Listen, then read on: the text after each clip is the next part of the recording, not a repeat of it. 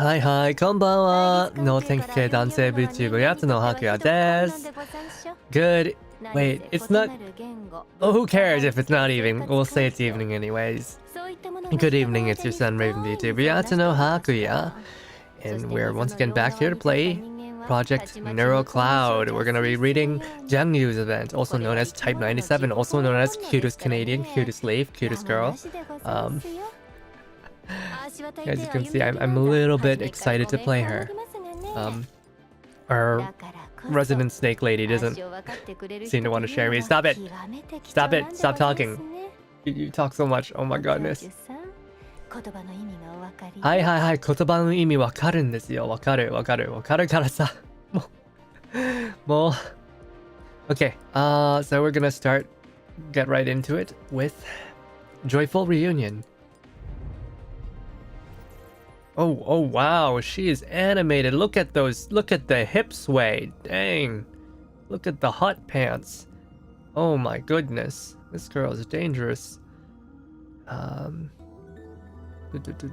guess it's like your usual. Yeah, your point system. Oh, hi Raven. Hello Chibity. How's it going? Oh, how's it going? Do I even have a greeting like oh ha Raven or Con Raven? I guess Con Raven could work. Con Raven. Con Raven. You know, Con Raven, it sounds strange if I say it in Japanese with like a Japanese, though, like how a Japanese person would say it, but if I say it in English, like with an English twang to it, it sounds a lot better. It's kind of like Otsu Raven. Otsu Raven sounds fine, but like Otsu Raven sounds like really weird to me for some reason. It just sounds very weird. I don't know. Can you hear the difference? Like Otsu Raven and Otsu Raven, as like Kon Raven and Kon Raven. It sounds strange. It sounds very strange. Kon Raven, leaving bread. Oh my goodness. Baking memes. I haven't baked anything in years. I loved baking, but my kitchen is such a mess. I don't have the proper tools for baking. Baking is a science. Anyways, happy Saturday. Happy Saturday. Good work. We made it through the week. This is my, what is it, 6th consecutive day of streaming. Actually, now that I think about it, I'm gonna do a collab stream tomorrow as well, so it's gonna be 7 days of non-stop streams actually. How am I doing this? How am I doing this? I had trouble doing more than 2 streams a week for a long time. How am I doing this? This is but yeah, I started. I went to bed early yesterday after running. And I'm glad you got yourself some good rest. I ended up staying up really late. I don't know. I wasn't in a very good mood. So I stayed up until very late. I slept maybe a couple hours. You missed the worst boss, okay? We came across the rolling pin boss, and it rolled over one of the survivors, their bodies, like 10 times. I have to explain to the poor child's parents why her kid lost all her bones, why all her bones have disintegrated. How she repeatedly got run over. And I lost like half of my Pikmin squad, not to the boss, but to a spider with a suicide bomb. Oh my goodness. It was a good run. Oh, okay. This might be a longer event. I might have to split this event into 2. But we'll see. Enter the Jiangyu. The Kung Fu starlet Jiangyu is here.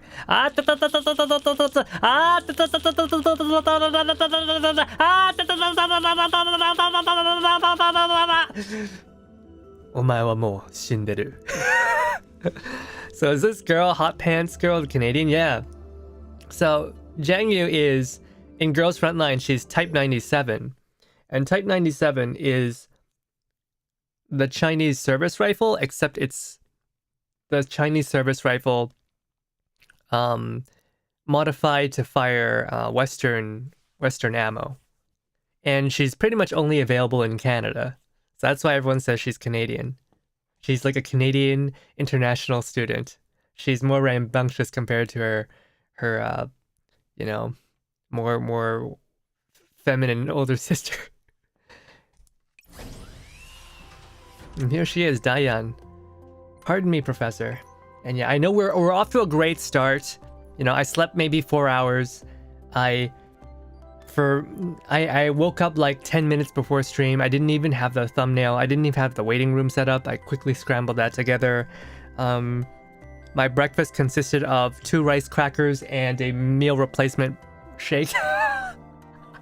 So we are surviving. You know, the weekend may have started, but for me, it's still more of the it's still more stuff to do. Goodness gracious. I was gonna say she looked like a Chinese girl. Yeah, she's a very Chinese girl. But she's, I don't know, she's very hyperactive, which you would expect from a martial artist. Ah, you're here, Diane. Please have a seat.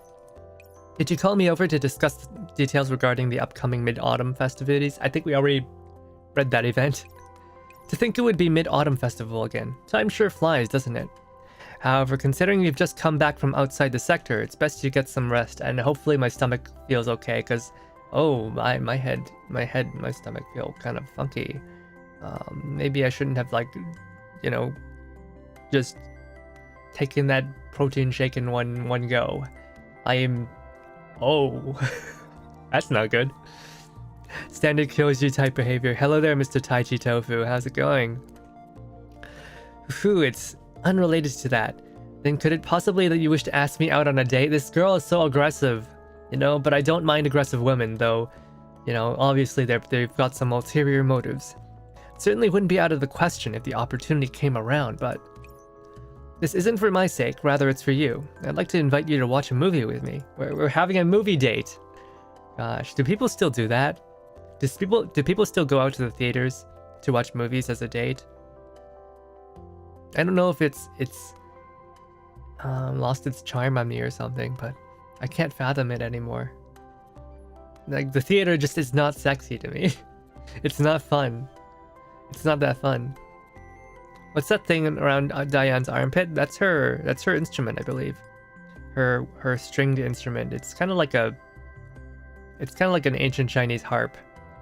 Is how I would describe it. The Japanese have something similar.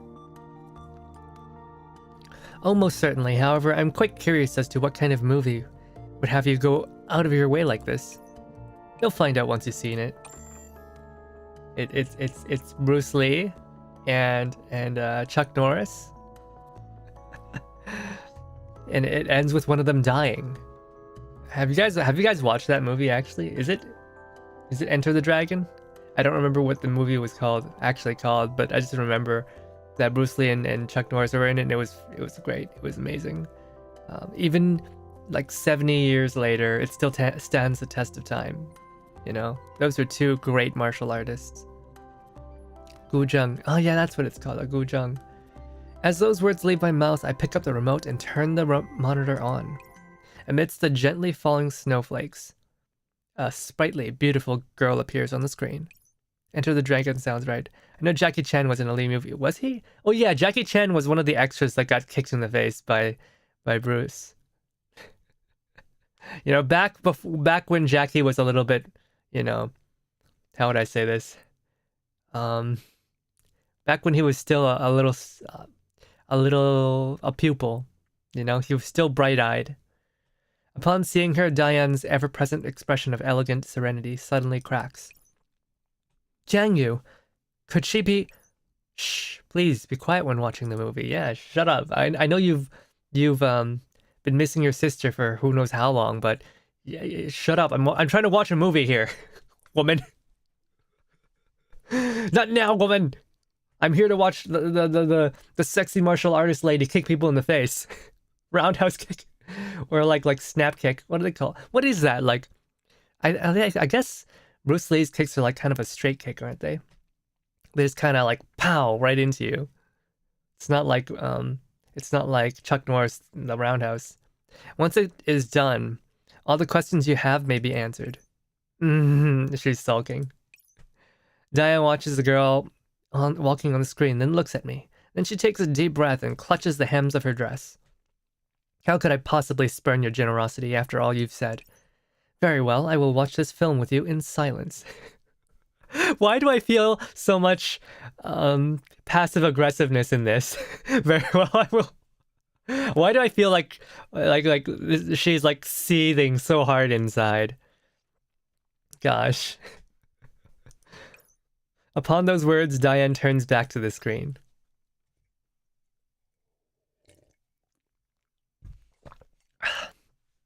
Putting her in her place. Oh god.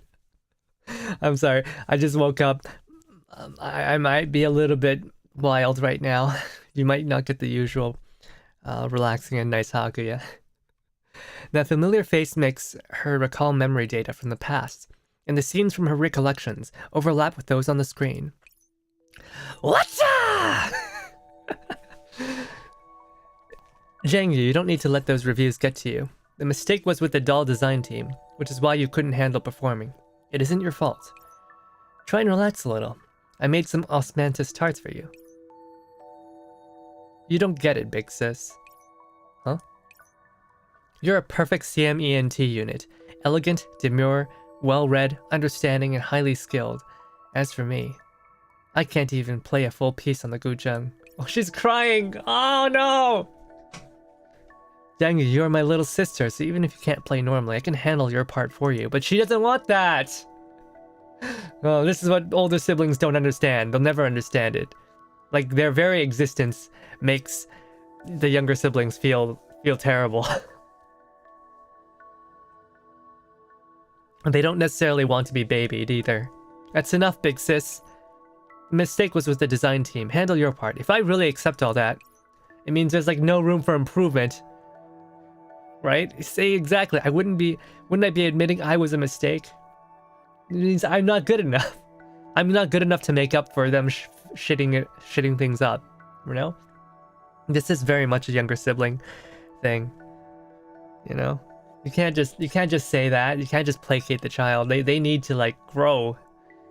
Jiangyu, I need some time by myself, please, big sis. All right, see you around. I'll be waiting right here. In the dimly lit room, Jiangyu removes the script booklet she's using to cover her face and looks up at the blank, white ceiling. Big sis might be naggy, but I guess I really went too far by saying that. Still, I can't apologize now since I've made up my mind. What'll happen if I see Big Sis again and lose the will to go? Jiangyu sighs heavily, then looks back at the script. She can't make heads or tails of the densely packed characters there. All I do is hold you back. Is that really what a little sister does? Who is it? Who is it? It's me, your manager! I sent God knows how many messages to you. The least you could do is reply to them. None of them were even read. I was starting to wonder if you'd been kidnapped. I was too grossed in studying the script. I'm sorry about that. Oh wow. This is the manager? Manager... これがマネージャーさんか。これがプロデューサーさん。おー、なんかちょっと少しかっこいいかも、この子。かっこいい。Oh my gosh. Oh, she's... Oh wow. I don't know. I think I'm... this lady's pretty... Oh wow. Whew, what the heck was the design team thinking? How could a doll like you ever play a classical instrument? They wanted a second Diane. Instead they got someone who couldn't even play a tune. Ah, don't be mad. If you really need me to play, I can manage somehow. New Oshi just dropped. Yeah. Yeah, I'm sorry. I'm sorry, entertainment sector admin. I don't even remember your name anymore. You're old and busted. I like this new girl more. I like this cyber media manager. She's totally my type. All right. So why did you rush all the way here? Could it be that... Yep, I got you a place for an audition. Yay! Wait. Don't celebrate just yet. This is just a screen test. You still need to pass it. Jiangyu's manager can't help but sigh as she watches the girl raise her script and cheer. Well, I feel that asking the company to cancel your Gujang performances and switch to the film industry was a bold move. You have to understand the kind of risk you're taking here, and the price to be paid for it. You're not a professional movie doll, so you've fallen behind others just by your nature. Wait, she's not? If it wasn't because they require Gujang skills for the characters they're auditioning for, you wouldn't even gotten this chance. Relax, I understand. If you mess up this time, the company's seriously going to consider recalling you. Diane was helping to deflect the company's criticisms in the past, but then you had to go out of your way and mention this. I mean, it's not like I can actually stand on the stage by myself if I'm always hiding behind Big Sis's skirt, right? What did you say? On stage? Don't you think you're setting your sights too far ahead? Given the present circumstances, you're lucky the company didn't scrap you on the spot. Just consider a little session of mine, okay? Alright, enough messing around with you. Since you've got the slot, you'd better go prepare yourself. Jiangyu smiles and nods before pushing her manager out, and the two of them leave the room together. Just before the door closes, she steals one last look at the photo frame on the table. In it, Jiangyu and Diane are touching foreheads and smiling brightly.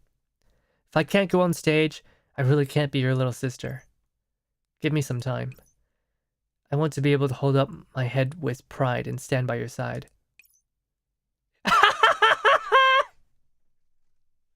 In Canada! In Canada, they made it! They canonized it!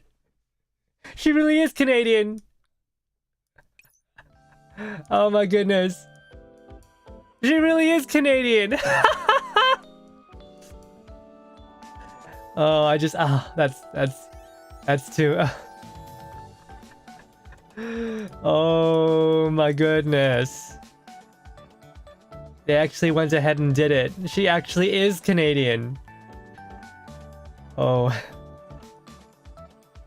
They Canadized it. They did. Somewhere in Canada. I wonder where this could be. Oh yeah, I wonder where this could be. Yeah, it looks like Montreal or something. Jiangyu is seated in the rear, spacing out as she stares at the dolls in her hand.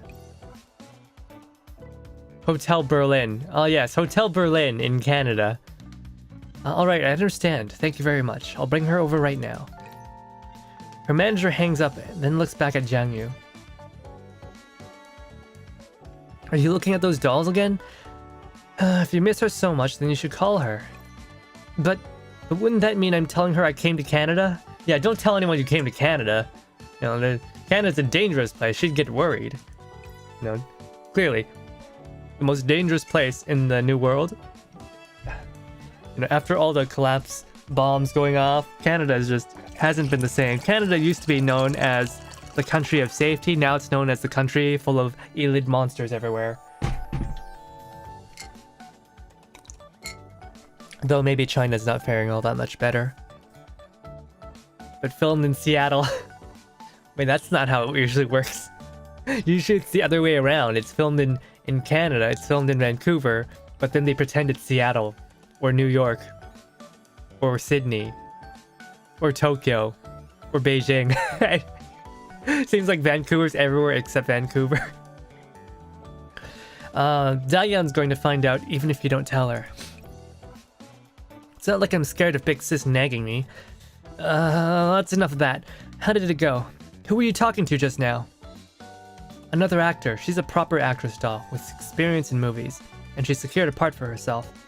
Since she's a doll and you'll be on the same crew, she was willing to live in the same dorm as you. That way she can mentor you too.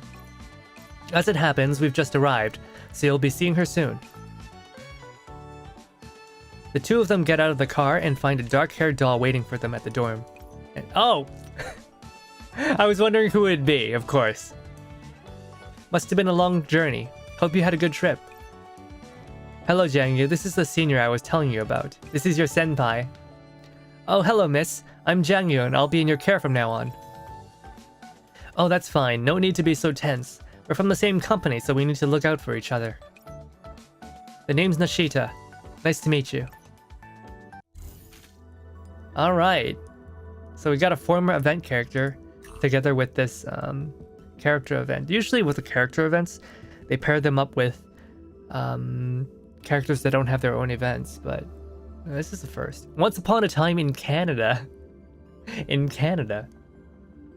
A newborn calf does not fear tigers, just as a freshly minted hero wanders the world, blade in hand. So that's how I used to be. Oh, it looks like we're... Oh, this is different. They're even letting us select our stuff. Let's see. Who do I want? My team. You. No, you.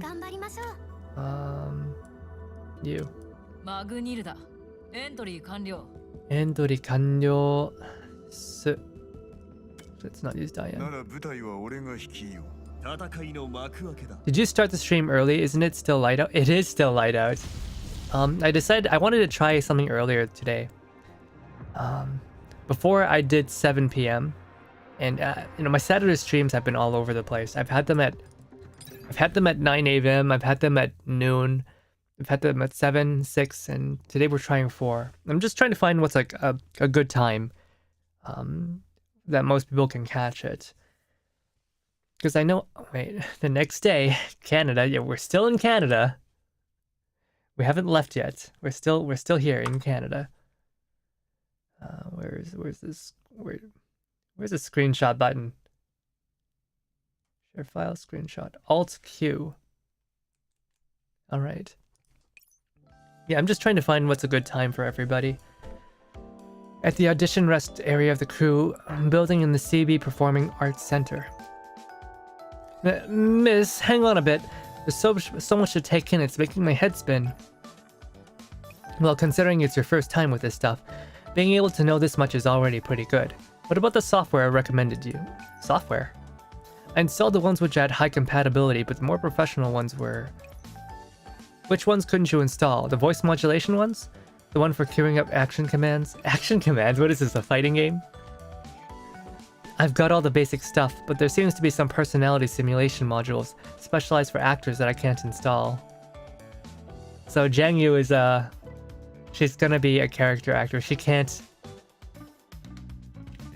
you know, be a proper, you know, actor who like just, you know, acts and like, you know, changes her personality. She's just gonna be herself. Guess I got a bit careless. It seems that the software system structure for dolls who aren't professional actors is more bare bones than I thought. Still, some help is better than none. Do you know how to use the software to aid in your performance? Sure do. I gave them all a shot last night. Wow, Newfoundland looks way different than I expected. Oh wait, that's not how... Wow, Newfoundland. Whoa, Newfoundland. Looks way different than I expected. Okay, that did not sound Newfoundlandish. I'm sorry. I'm sorry, Newfoundlanders. I cannot mimic your ridiculous accent. People say Canada does not have regional accents. Well, those people are so wrong. The Newfoundlandic dialect is freaking weird. Huh? But installing all that must have taken all night. Did you get any sleep yesterday? Hey Frankie, how's it going? That sentence exudes a threatening aura. Which sentence? Which sentence? But installing all that must have taken all night. Did you get any sleep yesterday? Well, the audition's happening today after all. I thought I should get some last minute practice in. The next day in Canada. Somewhere in Canada. Oh yeah. Yeah. That does sound very threatening, doesn't it? Ah. As her voice trails off, the loudspeaker chimes in. Audition for doll number 95 complete. Doll number 96, please enter office. A. Number 97, please stand by. So, in Girls Frontline, her name is Type 97, and she is a Chinese rifle. But, like, she's a Chinese rifle made for Canadian export. She can only be bought in Canada. The only one that can, like, fire Western ammunition. And so, like, the fan base said, you know, dubbed her a Canadian girl. And they decided to make it canon that she's in Canada. Oh no, it's my turn! Relax, that software has scenario simulation abilities. Do you remember how to use it? Yep, I've tried out all the simulation the system can simulate. Yeah. Wow, what a wonderful world. You know, the world might be like heavily irradiated, you know, 1/10 of the You know, 9/10 of the world population might have died, but at least Canada still has its film industry. In this timeline, Canada still has its film industry. And unfortunately, in our timeline, the Canadian film industry is deader than disco. Nishida pats Jiangyu's shoulder in admiration. I mean, we do get work from Americans, from Hollywood, but like actual Canadian-made Canadian films, they don't exist anymore.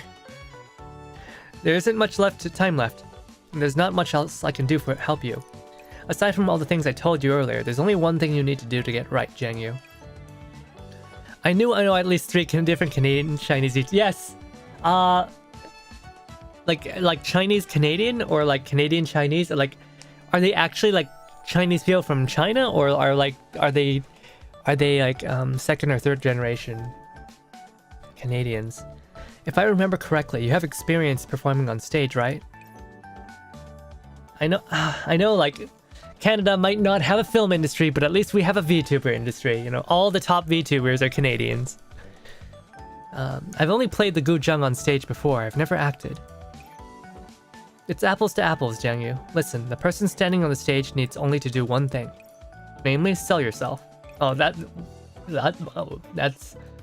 a bit of an overcomplication, but okay, sure. Sell myself. Relax, this is just an audition. You can do it. Audition for doll number 96 complete. 97, please enter the office. Coming. Do your best, Jiangyu. The most important thing in an audition is to sell yourself. Yeah, a lot of people make the mistake when they go into an audition of being too quiet and timid. No, when you go into an audition, you need to be crazy. You need to be crazy. You need to be loud. If it's too much, they can ask you to tone it down, but if you don't give them anything, they'll just be like, oh, okay, this person has nothing. Next. Hello, Dank. UFO the shrimp is going to space. Oh no. Goodbye, UFO. We'll miss you. I'll be right here, though. You know, people come and go, but it feels like I'm the only one who sticks around. Jiangyu waves quickly to Nishida, then hurries to Office A. I mean, Nishida's standing there with her energy blades on. True. Jiangyu, is it? Please introduce yourself. Hello, Director. I'm Jiangyu of Cyber Media. My rollout age is... They don't care. They don't care your rollout age. Stop. Hold it. Spare me all those facts and figures. I can read them off your bio. This is nothing like the simulated scenarios. Oh no. What sort of simulated scenarios were you getting? Okay, like in an audition, like all they care about is that you read your name, and the part you're doing, and then they just want you to go. They don't give a shit. There's too many people they have to watch. You know, a casting director, the person who like chooses who goes through the audition, they have to go through like potentially hundreds, sometimes even thousands of auditioners. They don't have the time for this. Just go. Forget it. Give me Professor Miller from Harry Potter. What? From Hattie who? Hattie who? Professor who? Please improvise a performance of Professor Miller from the Hattie Potter series. Describe and demonstrate the character's features to the best of your abilities. And show me your acting techniques, Professor Miller. Oh my goodness. I've never seen those movies before. The director's mouth drops open. He stares at Jiangyu's panicked face before scratching his head hard. He glances in annoyance at the clock on the wall before shifting his gaze back at the girl. Can't get more mainstream than Hattie Potter. Yeah, apparently they really like Harry Potter in Japan, or not Japan, in China. Like, there are, you know how like there's like subculture groups of like, you know, stuff like Gothic Lolita, or like oh god, I hate to say it, but like what was that DeviantArt subculture thing with like the gray skin and the horns? I don't remember the name. Stuff like that, like goth or whatever. In China they have Harry Potter roleplay clubs where like everyone dresses in Harry Potter costumes and go to Harry Potter cafes. It's kind of crazy. I met a couple international students that had their own like Harry Potter uniforms and did those activities. Alright, how about this? What can you do? What strengths do you have? Anything at all will do. I can play the guzheng. When I was researching the part, I remember there was a scene where a character performed with one, so I... Fantastic! Play it for me then! No problem. What piece would you like me to hear? Might I ask where this guzheng? Anything will do. The guzheng is placed right before you. Huh? But there's... Miss Jiangyu, please demonstrate a guzheng performance for me. Act out what it's like to have a guzheng in front of you. Do you understand the words that are coming out of my mouth? So there's no guzheng. She's saying... The director is saying... We know there's no guzheng, but act like there is one. We want to see how you... You know... How you look when you're playing the guzheng. Are you... Like, honestly, the director probably has no idea what a guzheng player looks like. They just want someone who looks good while twiddling away their fingers and looks like they know what they're doing. Because, like, okay, people... Like, the people who watch the movies, they do not know how things work. Okay, it's why you get stuff like the guns, the mini-guns, the sound of guns in movies, like pew pew pew pew or poo poo poo poo or like like that is not, no, those are not gun sounds. But you know, moviegoers, they have no idea. So Jiangyu reflexively begins to respond. They have no idea what hacking looks like, so like they just see some person like thumbing away on a keyboard and they're like, oh, cool, hacking.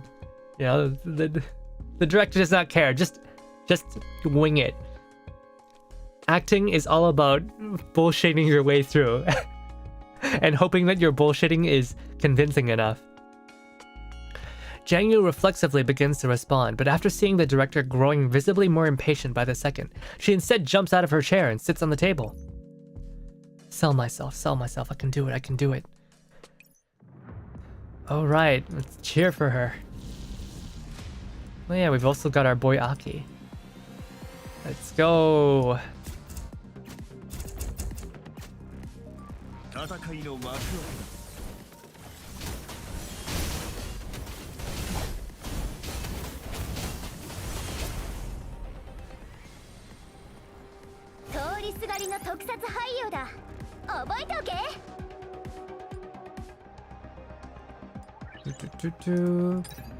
Nishida recommends a pile of actor skill softs. Personality simulation, motion control. This software is called Yoroida W simulation software. Yoroida. Time to count out. Sa, tsumi o kazeero. That's a Kamen Rider W reference. It's time to count up your sins.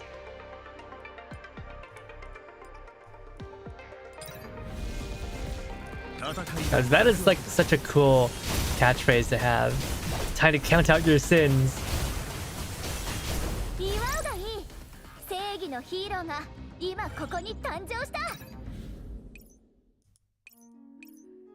Jiangyu sits cross-legged on the ground.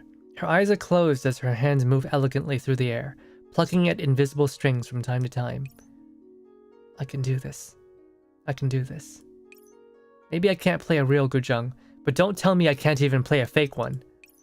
Remember how Big Sis moves, and think about how it feels when she performs. What do you think? Hey, what do you think?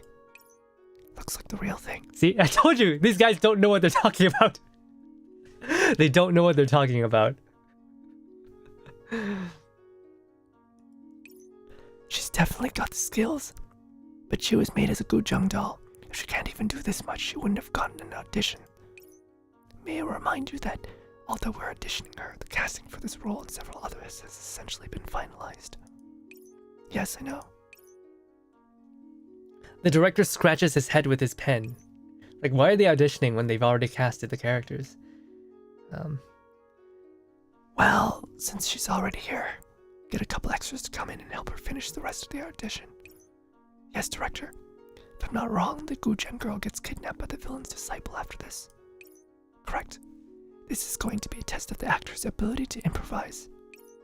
We're going to see if she can convey the poise of a guzheng expert combined with the panic of her immaturity.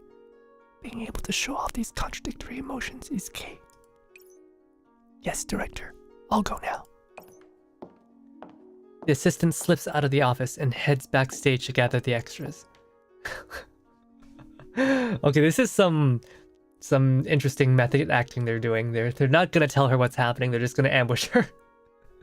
You know, imagine you're doing an audition and all of a sudden like 5 masked men come in and they like tie up your hands and legs and they drag you off to another room. That's terrifying.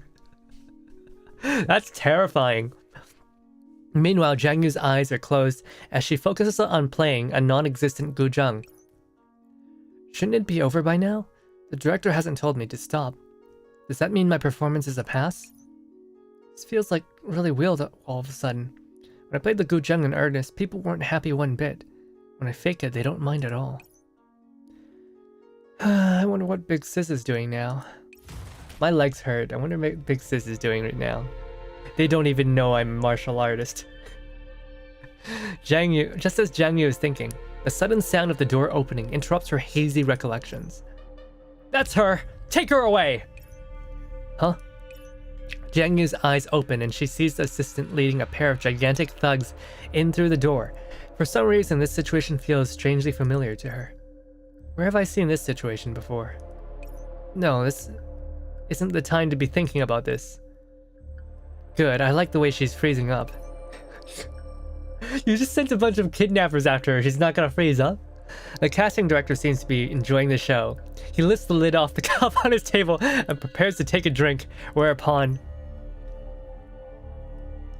You're way too unprofessional. You think you can rough me up just because I failed the audition? Hiya! Following Jiangyu's battle cry, she neatly floors the thugs.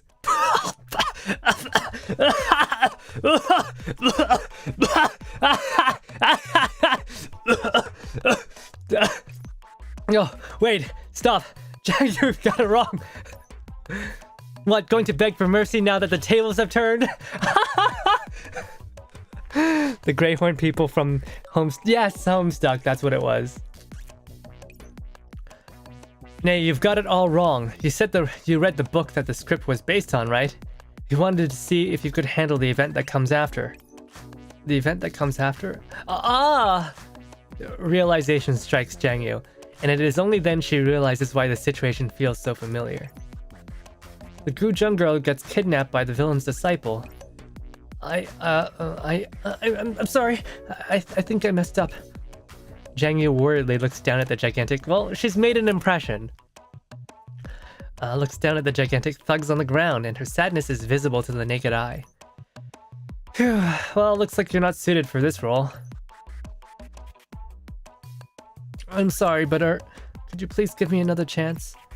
Casting director wipes the liquid away from his mouth. He glances at the list of names. A grin crosses his face. He's like, wait a second. Okay, yeah, this could work. Try this one. Huh? The casting director ignores Jiangyu's surprise and pulls another script out from the pile on his desk. Read this dialogue and put the feelings you had when you were taking down those guys just now into it. Huh? Put what into it? My feelings when I hit them? Yes, I'm going to describe a few action scenes afterward. I talk, you act. I think that maybe we can extend this audition a little. Oh, that's a good thing. If they're extending their audition for you, that's a very good sign. You go out with Nishida to familiarize yourself with the surrounding streets. You'll be living here, in Canada, by yourself. So you need to learn what things there are around the dorm. Head to the shopping district, head to the film set, find the quickest way back home. Find the quickest way back home, the most Canadian thing to do. Nishida invites Jiangyu to practice with her at 5 in the morning. Wait, 5 in the morning? Sticking to your practice schedule is important, even when you're not officially working. It's too early, I was sleeping.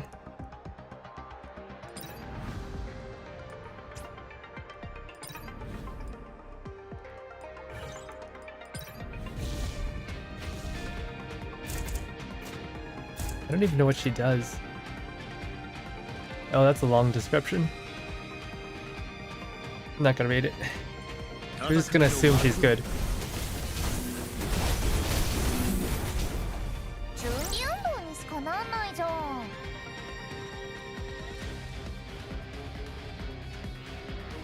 Yo, that's so cool. Wait, oh, right.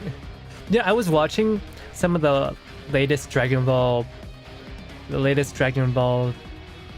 you know, episodes, and like I think one of them is just basically a slap fight. And I'm just like, what? Why are they just slapping each other? Oh wait, was it Dragon Ball? No, it wasn't Dragon Ball. It was The Last of Us 2, where a lot of the fights are literally just like in the start of the game. I think it was Abby. She's like slap fighting a zombie. It's just so funny to watch. I didn't know that Harry Potter was popular in China. I thought magic movies would be illegal, like Ghosts. No, Harry Potter is actually incredibly popular in China. Incredibly so. Several days later. And I think, Chibi, you might be behind by a couple minutes. In the practice room of the crew building in the CV Performing Arts Center. So, internalize all the theory you know, and then put it to use during your performance. You have to pay attention to your prop coordination. That being your costume and other external items, the costume design for this production is quite unique, so you have to take into consideration when you're planning your movements. No wonder you wanted me to come in dressed in my costume today. I see. A hint of worry creeps into Nishida's face as she sees Jiangyu practicing so earnestly. Heard you talking while I was getting food, so I'm belated. Oh, okay. Naruhodo. Are you still going to practice, Jiangyu? They're going to announce the results of the first round of auditions. Yeah, it's just that I say things and I immediately forget what I say, so when people don't respond immediately, I just go, oh, what? But like, I do the worst thing to other streamers is that I will respond to what they said without giving any context to what exactly I'm responding to, and I'm relying on them remembering what they said. Don't be like me. It's so confusing. If you don't get a part, it's fine. Time and tide wait for no man, after all. And the more I learn, the better. If you're tired, you can go ahead and rest first. I think about what you said. Just as Jiangyu was about to swing her weapon around, her communicator beeps. Jiangyu freezes up and looks stiffly at Nishida. Could that possibly be... Jiangyu is really nervous after all. It's okay. It's about time anyway. Let's take a break while you take that call.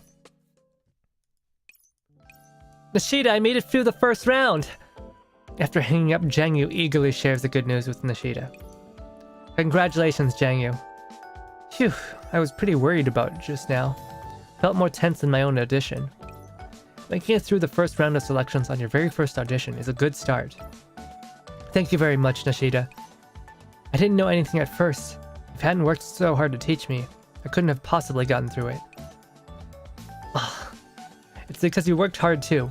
We're all dolls, so when I see you, I think of how I started out working hard for myself. If you succeed in getting hired, it might give me the courage to keep fighting for the part I want. Oh, so Nishida... Right. Because Nishida still hasn't been able to get the hero's role. She's always been the Aku no Onna Kanbu, or the evil female lieutenant.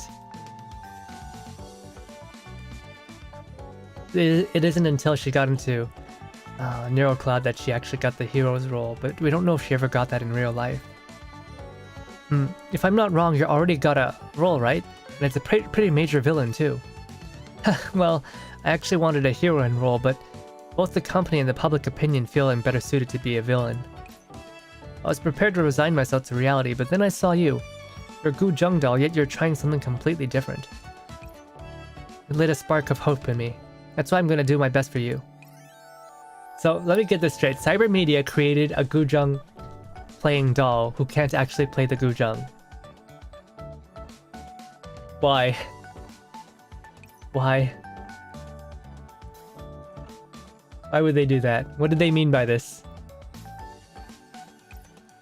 This might be only the first round of auditions, but it's still worth separating. The email female executive trope, yes. You know, it's like, it's the Haha! I see you've got this under control. Modified Super Beast number 2. I will take my leave. And then he gets destroyed.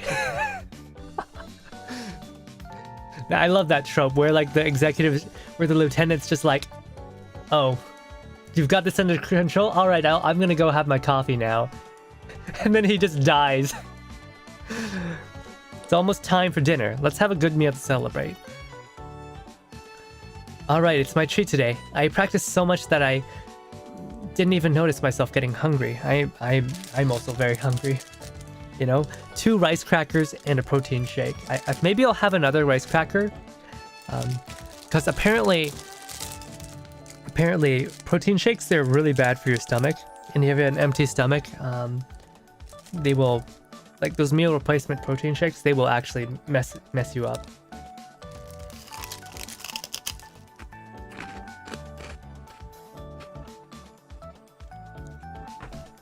Yeah, I should maybe get some coffee crisp.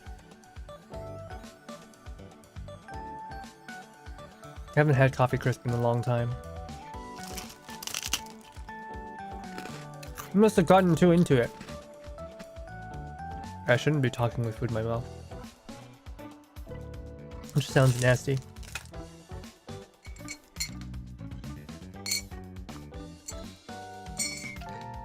We'll go after clearing our stuff. Right away. As Nishida watches in amazement, Jiangyu quickly chucks all her things into a bag and slings it over her back. Explains the old ads about having a sensible dinner. Let's go. Hold it. Did something fall off? Jiangyu looks back and sees Nishida glaring angrily at her. What's wrong? How can you treat your props and costumes so carelessly? Yeah, don't you know how expensive those things are? It's okay as long as you can move it, right? There's no need to worry about it much. How can you not worry about it? If you bring it back in this state, it'll be hard to comb out your wig the next day. But how? I always used to dump my stuff in a bag like this. And this is like little sibling syndrome. And everything was neat and tidy the next day. My big sister took care of it. What are you talking about? Here, I'll help you sort it out. Nishida takes Jiangyu's bag from her and opens it up, laying the contents on the casting crew table. See, your wig's gotten all tangled up with the accessories on your clothes. Huh? How come? It was never like this when I brought it home in the past. Nishida frowns as she painstakingly begins to untangle the hair from the buttons. It would have definitely gotten tangled up if you brought it home like that. Someone must have tidied it up for you, right? Don't tell me. Masaka. Masaka no masaka. One-san no okage desu yo ne. One-sama no okage desu yo ne. Okay, maybe this will work better. Big sis is such a mother hen. Jiangyu mutters to herself as she sits down beside Nishida and copies her movements in untangling the strands from her other places. Yeah, so, you know, someone who's good at, you know, a very womanly woman who's good at, you know, housekeeping and babying her children, but like, at some point they have to let the kids learn. You mentioned a big sis just now. Does that mean Miss Diane used to help you tidy things in the past? You know Big Sis? How could I not? She's pretty famous after all. I had the good fortune of meeting her once, and both her disposition and attitude left a deep impression on me. You must have had a great relationship considering how much Miss Diane cared for you. The old protein shake adds at me. Oh, I see. Yeah, you're not supposed to just have them on their own. Even though they call them meal replacement, they are not real meal replacement. You can eat you can drink them on their own, but it's not good for your stomach. It will mess you up in the long run. You know, if I keep this up where I just eat rice crackers and protein shakes for breakfast, I'm gonna develop cancer like Kiryu.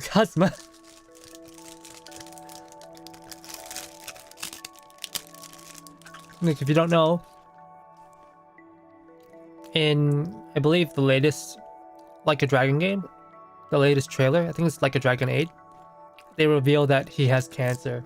Kiryu.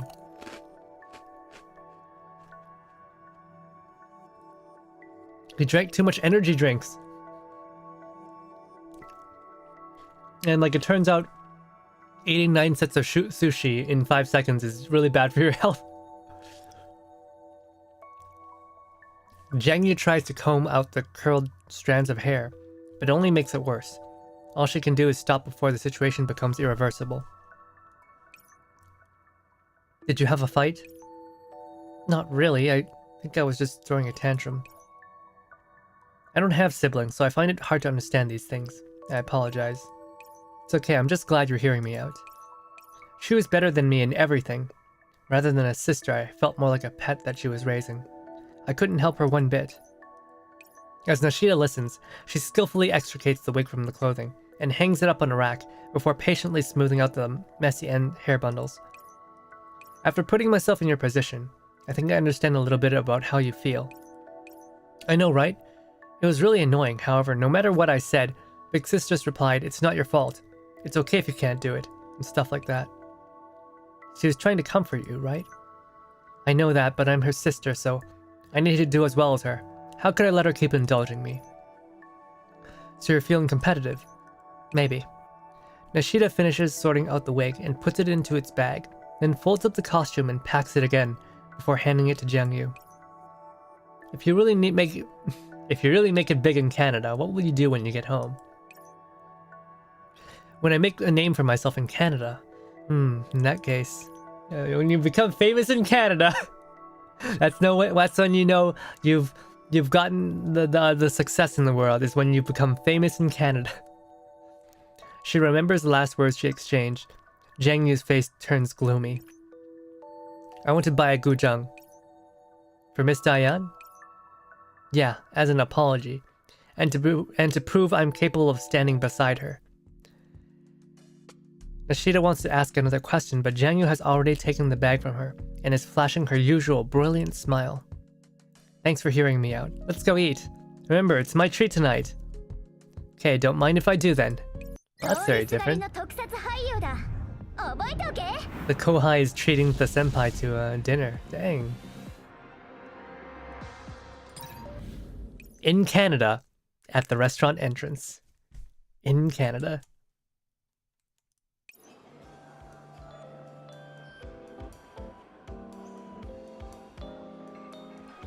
Jiangyu excitedly takes a seat and surveys her surroundings, oohing and ahhing in curiosity as she studies the menu.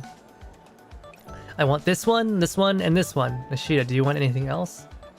You ordered so many things, you got everything I wanted in your list of selections. Do they serve poutine here, do they? I think it's like... Poutine you can get pretty much everywhere.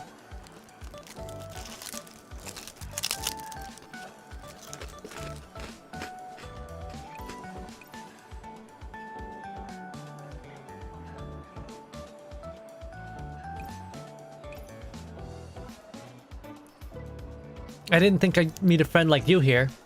You're much easier to get along with than Big Sis's friends. I'm glad I could make you smile like this. Oh no. My tongue is salivating too much, I can't. Ah, this is why I don't eat on stream. So what part did you get? Was it the guzheng girl? Actually, it was someone else. Yes, I was surprised too. Another character. I heard most of the roles were finalized. I got the role of the guzheng girl's big sister. Although she's also a guzheng player, she's more interested in protecting her little sister from a world of unrest. Thus, she studied martial arts. Her role has a lot of action scenes in it, so I'll be seeking your advice. Action scenes. Nashida's heart lurches and she frowns. Nashida, what's wrong? Is something wrong with this part? I'm not too sure, Jiangyu. Why don't you read the audition script to me? Just a few key lines will do. Let me get in the mood. Jiangyu clears her throat and then her face goes all serious as she slaps the table! Oh my god, don't do this in a restaurant! This is a warning, not a discussion! Since you dared lay your hands on my sister, you'd best be ready to pay for it! Stop! Mashita quickly shushes Jiangyu before everyone in the restaurant turns to look at her. I only asked you to read the script, not act it out. You're being too obvious. Sorry, I ended up getting used to this during the audition. I couldn't adjust for a while. She slaps the table, she'll move me Dutch. That director kept asking me to act out the lines. Jiangyu scratches her head in embarrassment before sitting down. So, what's wrong about this? I think that the director might be using you. Using me? What do you mean? Wait, could he be tricking me? Oz isn't... I didn't actually pass the audition? No, it's not like that. Explaining this might be a little complicated. As you know, the casting of actors for certain movies is decided by various factors. Actor skills, actor suitability, appearance... I guess I passed the first round because I was suited to be this character, right?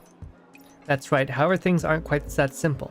In addition to the factors mentioned above, we also have to consider things like investors, star power, popularity, so and so forth.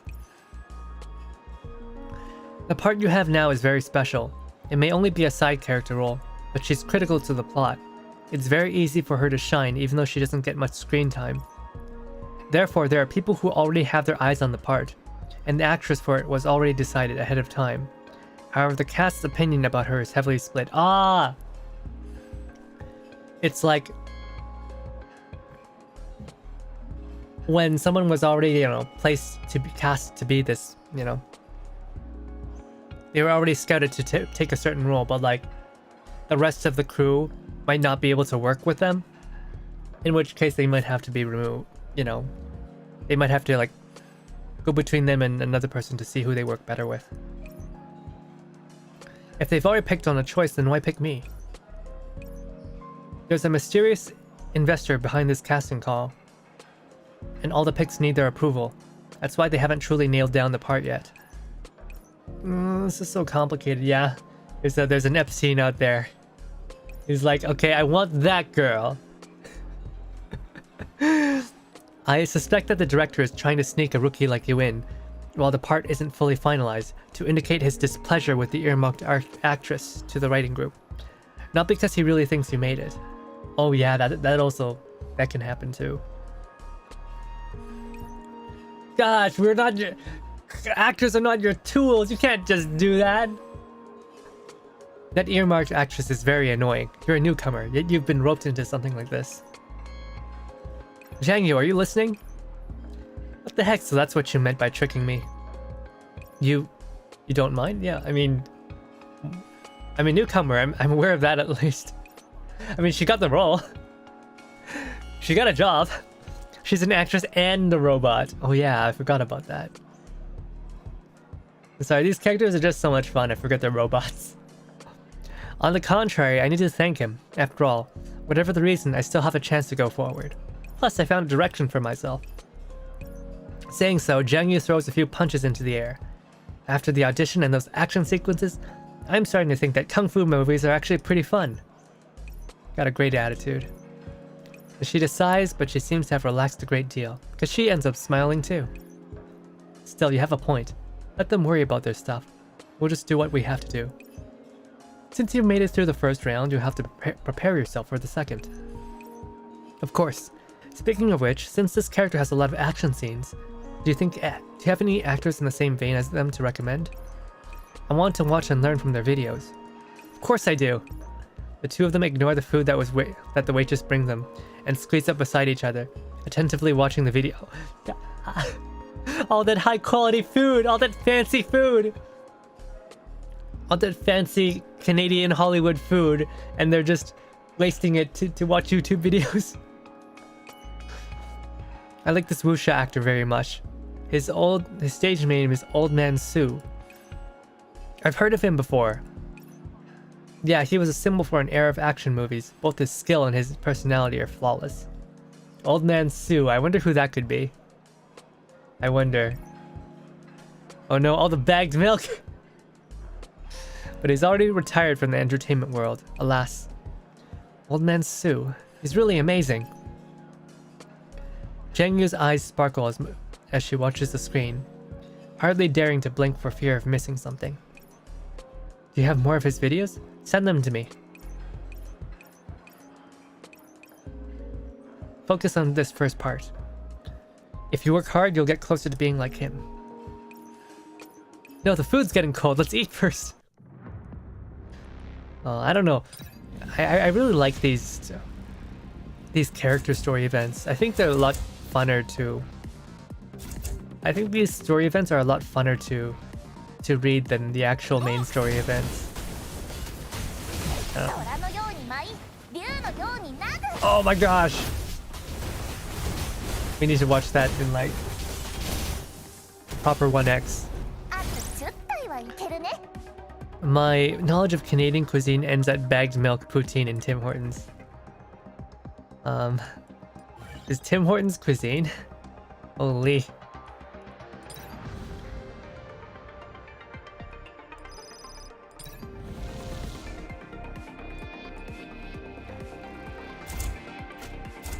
Okay, let's do this.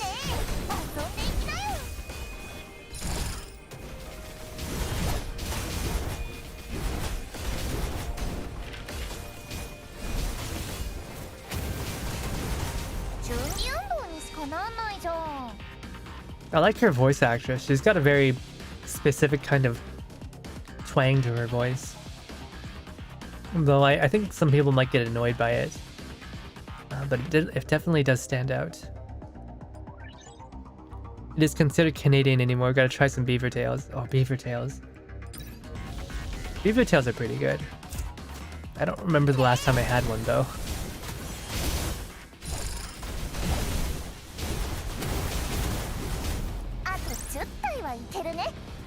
Canada only fast food joints, A&W.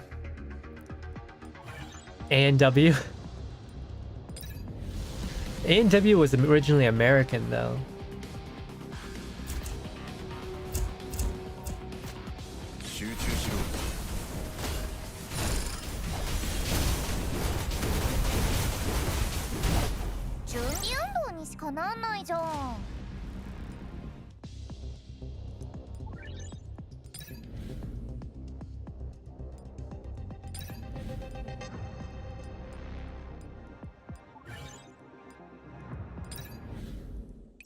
Hello, Timundef. How's it going?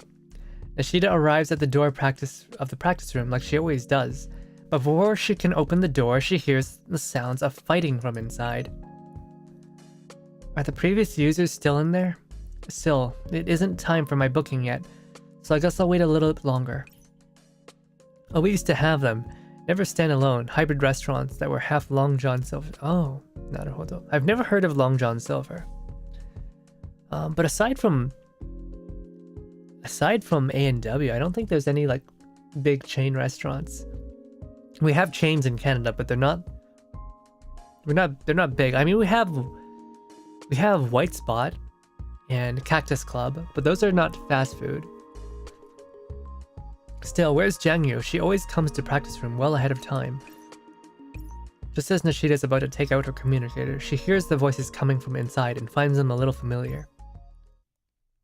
Are you giving up? Not by a long shot. Jiangyu? Nishida hurriedly pushes open the door. Inside, she sees Jiangyu having an intense fight with a doll in yellow. It's Magnilda! Why is she here? Your bodily strength and reflexes are both very good, but your form is sloppy. Come then, see if you can take me down. Don't you look down on me. Jiangyu rushes up and throws a left hook at Magnilda. In response to her attack, Magnilda merely tilts her head to avoid it. Jiangyu then switches things up and strikes at her lower body. I taught her that one before. You picked it up quick, Jiangyu. However, Magnilda's attacks are vicious and sharp, completely unlike Nishida's style.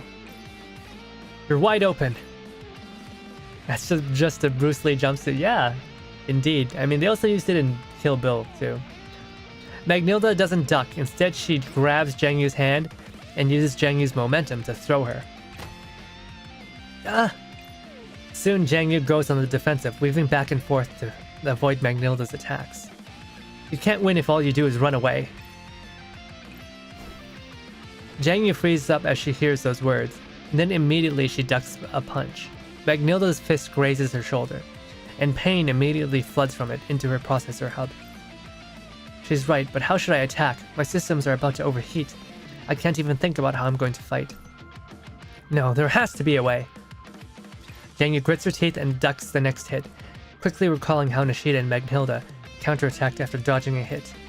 Then when Magnilda attacks again, she doesn't evade but rushes toward the oncoming fist. Magnilda slams on the brakes and tries to change direction, but her fist has already grazed past Jiangyu's cheek. And at the same time, Jiangyu's attack connects with Magnilda's shoulder. Magnilda grimaces in pain. Seeing this, Jiangyu pulls back. Aren't you actors? This is a little bit too intense. I didn't think you'd rush at me so recklessly. Alright then, you win. No, you could have avoided it. I could tell. I wouldn't have been able to hit if you were actually trying to hurt me. And I even hurt you too. Sorry about that. If you want to talk about injuries, I'd say you're worse off than me. You're pretty good. Are you part of the cast? I've never seen you before. Jiangyu, Coach Magnilda, are you alright? Nishida chooses this moment to step in and check their wounds. Phew, fortunately they're just flesh wounds. Simple repair should be enough. Eating breakfast right now. Fried cassava. Have you eaten? Oh, funny you should ask that. Yes, I woke up 10 minutes before stream. I had 2 rice crackers and a meal replacement drink. That is the extent of my my breakfast. And it is like 5 p.m. now. It's like 5 p.m. now, but you know, that's how it be sometimes, you know. That's how it be. Where did you come from, Nishida? You startled me. You're the one who startled me! We arranged to come here to practice, but when I arrived, I saw you going all out with someone else. And she's our martial arts coach to boot. She's a martial arts coach? Jiangyu stares in stunned silence at the dark-haired, dark-skinned woman before her. And then the reality of what she's done just catches up. I'm terribly sorry.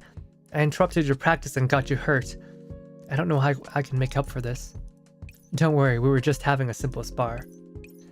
So about this is that Jiangyu you were talking about, Nishida. She really is an interesting one. Then, you're willing to coach her? I mean, it's her job, yeah. The way she threw herself at me without caring about herself really takes me back. May I ask what you're talking about? Oh, Nishida asked if I had time to coach an up-and-coming actress. I certainly didn't expect to run into you like this. Congrats, Jiangyu. Magnilda's a famous boxer, and she's willing to coach you for your action scenes. Wow, thank you so much. Jiangyu quickly turns to bow deeply to Magnilda. No need to be so formal. The casting director is an old friend of my previous owner, which is why I agreed to help. That said, the mood here really doesn't suit me. Everyone's so straight-laced, and there aren't even any chances to fight. Everything's so stuffy except for when the filming starts. Fortunately, I have Nishida here to spar with. Keeps things from getting too boring. All that theoretical knowledge can't compare to actually putting it into practice. I learned a lot from you.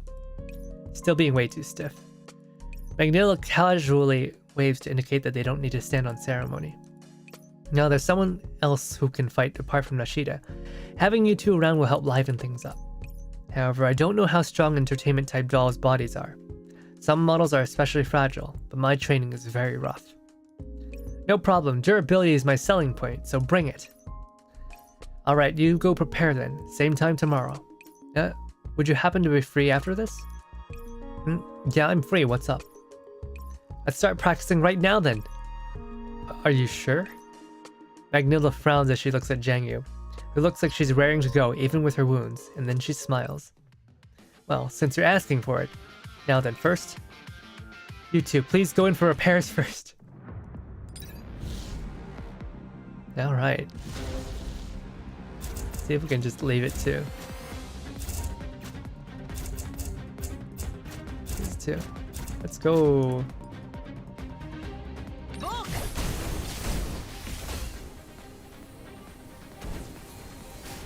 Do this?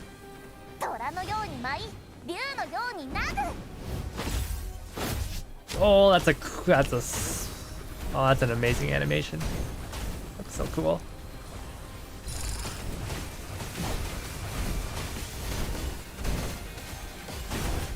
Gosh, just like twirling around. Anime, very anime. Anime martial arts. Well, your regular martial arts could never compare to anime martial arts. あと10体はいけるね準備運動にしかなんないじゃん Wait, that was just stage 1. This one's actually really long then, huh?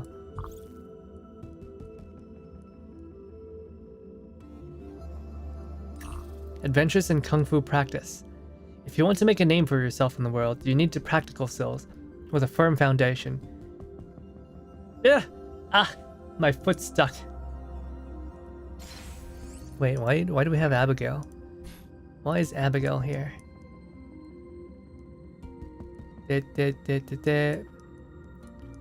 Dosuru. なら舞台は俺が率いよう。マグニルダ、エントリー完了。俺に任せておけ。スタンバイオッケーミッションスタート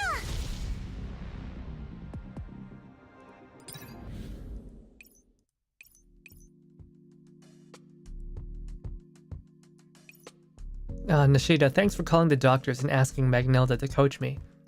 You're the best. It's a trivial matter after all. It was hard not to help you after seeing all the effort you put in. Nishida smiles and pats Jiangyu on the back, and then her expression suddenly turns serious. However, I want to confirm one thing with you.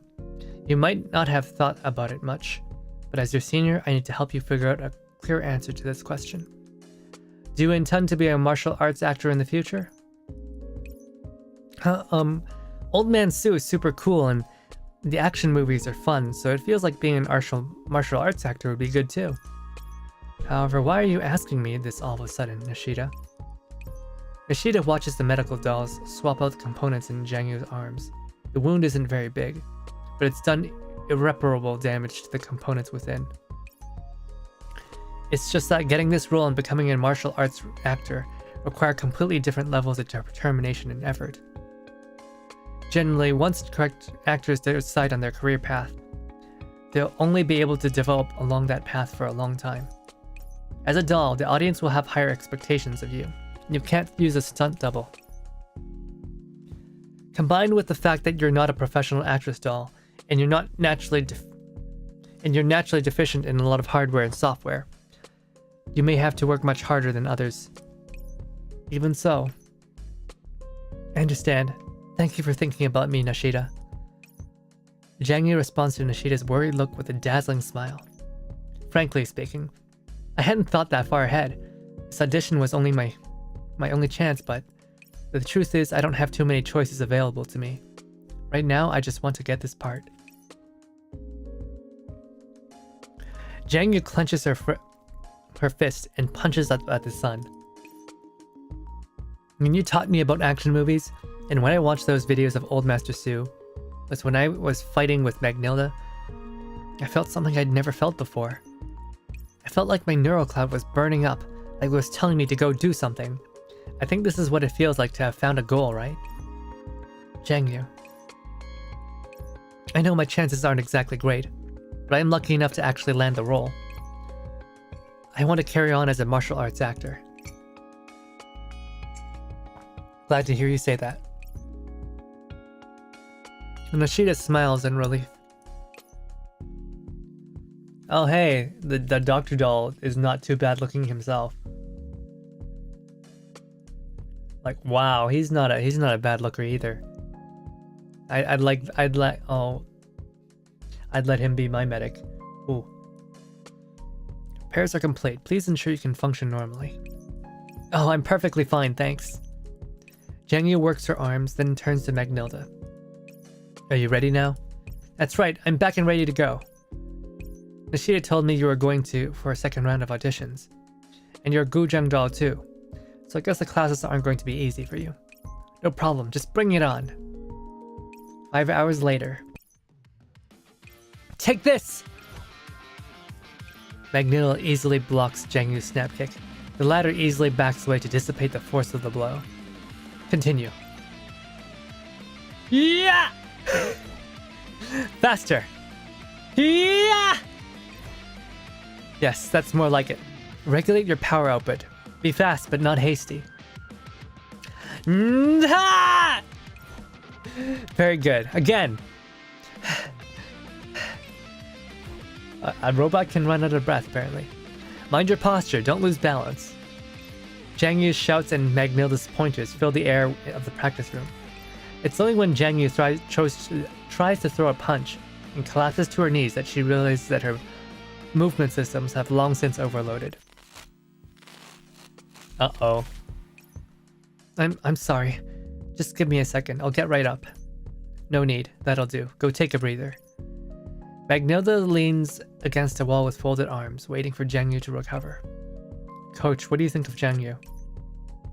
Both the way she moves and the way she attacks are sloppy, nowhere near professional. But she's smooth and she looks good. Isn't that what they all call all style, no substance? Oh no. I think you're missing something. You're learning how to stage fight, not actual martial arts. They might have some things in common, but when you're performing, the emphasis is on how good you look when you move. So actually, the coach was praising you. I see. So, I do think the martial arts themselves are pretty good too, though. If you really want to learn, I don't mind teaching you. Granted, I practice boxing, but a lot of the fundamentals are the same. Although your current goal should be passing the screen test, right? Yeah, it looks like I should focus on my performance. Enthusiasm like yours isn't a common thing. A lot of actors actually hate action movies. They'd rather just use a stunt double. But action films are so cool! Jiangyu scratches her head and stands up. Okay, I'm rested. Let's continue. Right, I've pretty much gotten your measure. Now we'll be moving on to specialized training. Come with me. Jiangyu and Nishida follow Magnilda to another floor. Jiangyu sees a spacious room with many cranes and artificial obstacles. Several people are training among them. You see this obstacle course? Your mission is to run that course along with Nishida. The two of you will have to fight while doing so.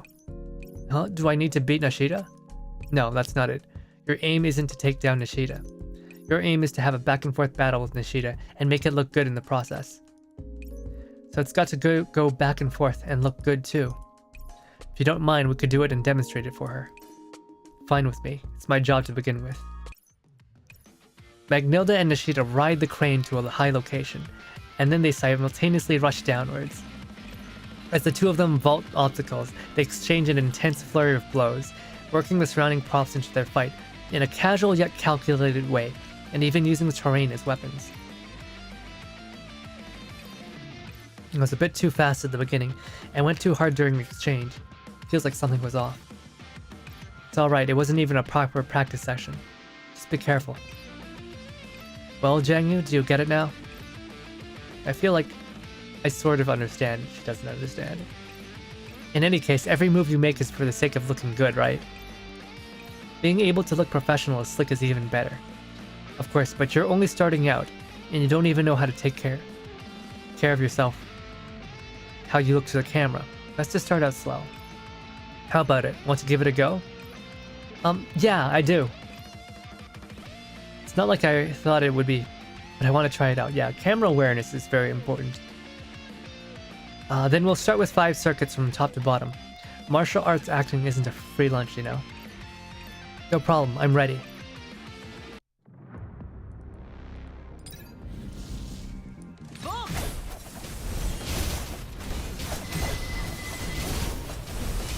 I'm gonna enjoy my rice crackers while they play through this stage.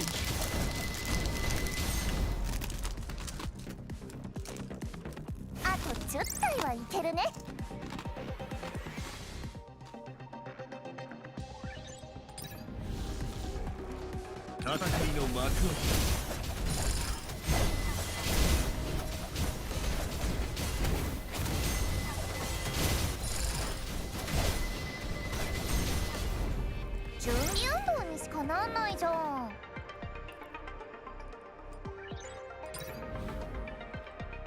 Encounter a weird beggar on the street.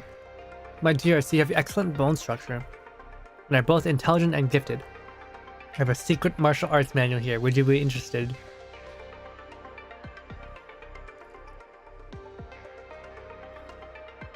Oh my goodness. I want to learn that palm technique that it sends from the heavens. And thanks, I'll take it.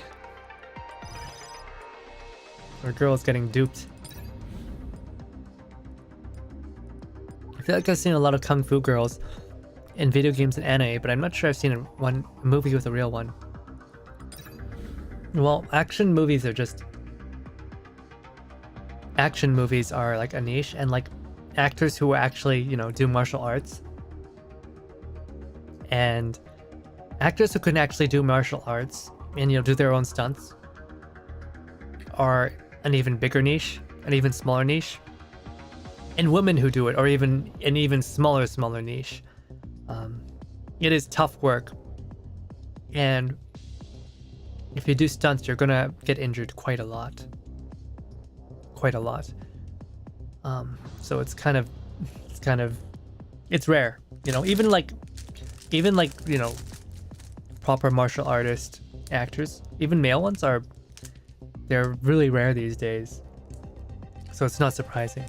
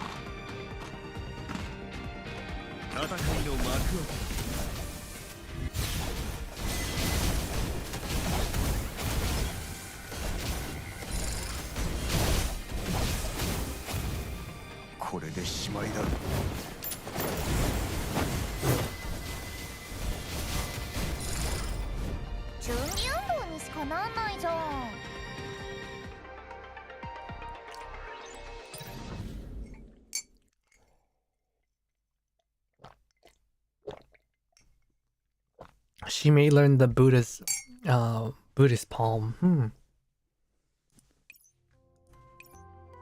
Jiangyu sits in the doll-only area. Leaning tiredly against the wall as she charges herself. Wait, oh yeah. I guess T-dolls are EVs. They're electric vehicles. A friend of mine likes to look at old Super Sentai promo photos for drawing women.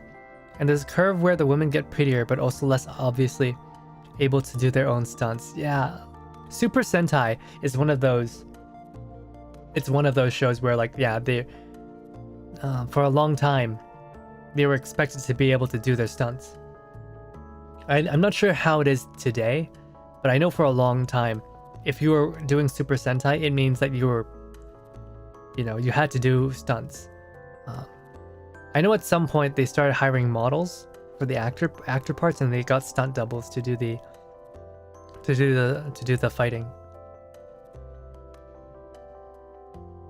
So like I guess like one of my favorite voice actresses started out as a gravure idol, I think. She started out like as a gravure idol, like basically a swimsuit model, and then she became, I think it was Gokaiger Yellow. I think that was what she was. She was she played the Yellow in one of the Super Sentai that made her really famous. But now she's known for doing her voice acting, and honestly, I think her voice acting is amazing. Her name is MAO, stylized with like stars in between. She's really good. I like her voice a lot. It's a drink to ease the operating strain. A little benefit for doll actors, courtesy of the crew. Thank you. Yeah, I don't know if she actually did any fights in that show though. I'm alive again. She might have done some fights, but I'm pretty sure they got a stunt double. Maybe you're pushing yourself a little too hard. It's good to take things seriously, but your body's going to break down soon at this rate. Going too far is bad, it's just as bad as not going far enough. Maybe you should go back and rest. I can't look her up right now because my cat is sleeping on the mouse. Why is your cat sleeping on the mouse? Jiangyu staggers a little as she climbs to her feet and exhales heavily. I can still do it, Coach Magnilda. Please run me through another set. So soon? Yep, I'm okay. Nishida shakes her head in resignation and sends Jiangyu up the crane again. If anything feels wrong, anything at all, you need to stop the training, okay? If you get hurt, you won't be able to go for the audition, much less train. Relax. No, that's not good. In that case, action! Phew, let's go. And she breaks her leg. However, just as she eagerly sets off, the girl's foot slips, and she falls from the top, barely managing to catch herself on an obstacle halfway down. Nah! Jiangyu! Half an hour later, in the restroom. What did I just say? Don't be mad. Look, I'm not hurt at all, am I? You didn't get hurt this time, but what if you had? And your costume was ripped now. The crew only gave you this one set. What should we do? Can't I just ask the director for another set?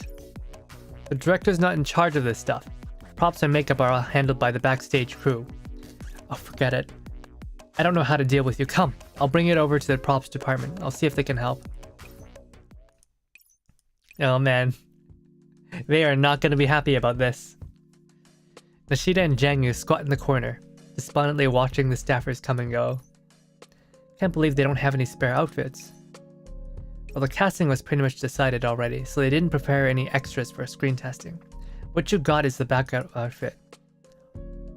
We'll just have to hope someone's willing to help you fix it. But all the prop masters I know specialize in mechanical and armor stuff. As for martial arts outfits like yours, let me think. Its design is pretty unique. It's even embroidered. Most people wouldn't be able to fix this kind of damage. I know, right? That's what I was thinking too. We'll need to get a real professional to help fix it. Huh? Not many people in the props department can embroider. It's not like there aren't any professionals out there, but she hasn't reported to the props department yet. Ugh, what a pain. Yeah, if not, Grandpa wouldn't have brought me over. He said it was a tour of the props department, then turned out to be a part-time job. How mean. Oh yes, that's definitely wicked. Wait a minute, that's not Jiangyu's voice. Who are you? It is only then that Nishida realizes something is off. Yeah, a sewing kit. When she turns around, she sees Jiangyu squatting on the ground, her mouth agape as though she's unsure whether or not to speak. Behind her is another squatting girl, whose hands are deftly flitting around the tears in the costume. Don't worry, I can fix this. See? All done. The girl excitedly holds up the mended portion of the costume, as she bats her eyelashes at the other two. The three of them squat in a little circle staring at each other. There's 3 dolls squatting in a circle. After a long time, the girl finally comes to her senses and smacks her head. Sorry, I don't think I've introduced myself yet. Tehe Pero. My name is Chanzu. I'm an embroiderer who just arrived at the props department. I saw you guys squatting down here discussing something, and it looked like your clothes were torn, so I took the liberty of helping you fix them. Go on, tell me how it fits. If there are any problems, I can work on them right now. No, it's okay. Jiangyu can't help but gulp as she looks at the perfectly restored costume. Thank you very much, Miss Chanzu. This is amazing. Is this what a big company's crew department is like? あと10体はいけるね Damn, that's amazing. You would not expect that to happen on a real set. I mean, prop masters, you know, set in costume, they can work some magic sometimes, but having them fix stuff like that last minute is kind of crazy. Usually they would have a backup for stunts, and then they'd have a nicer one for the you know, acting scenes. So anytime they fight, right, you're not gonna see the full costume. They're gonna put on the stunt costume because, you know, when you're moving around, the camera's not gonna be able to pick up the differences. The next day in the dorm field of the film, in the dorm of the film building in the CB Performing Arts Center. Wait, where is the CB Performing Arts Center? Let me look that up real quick. CB Performing Arts Center. Where is that?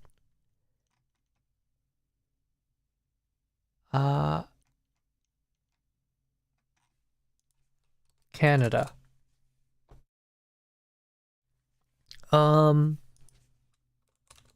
I don't think it's a real place.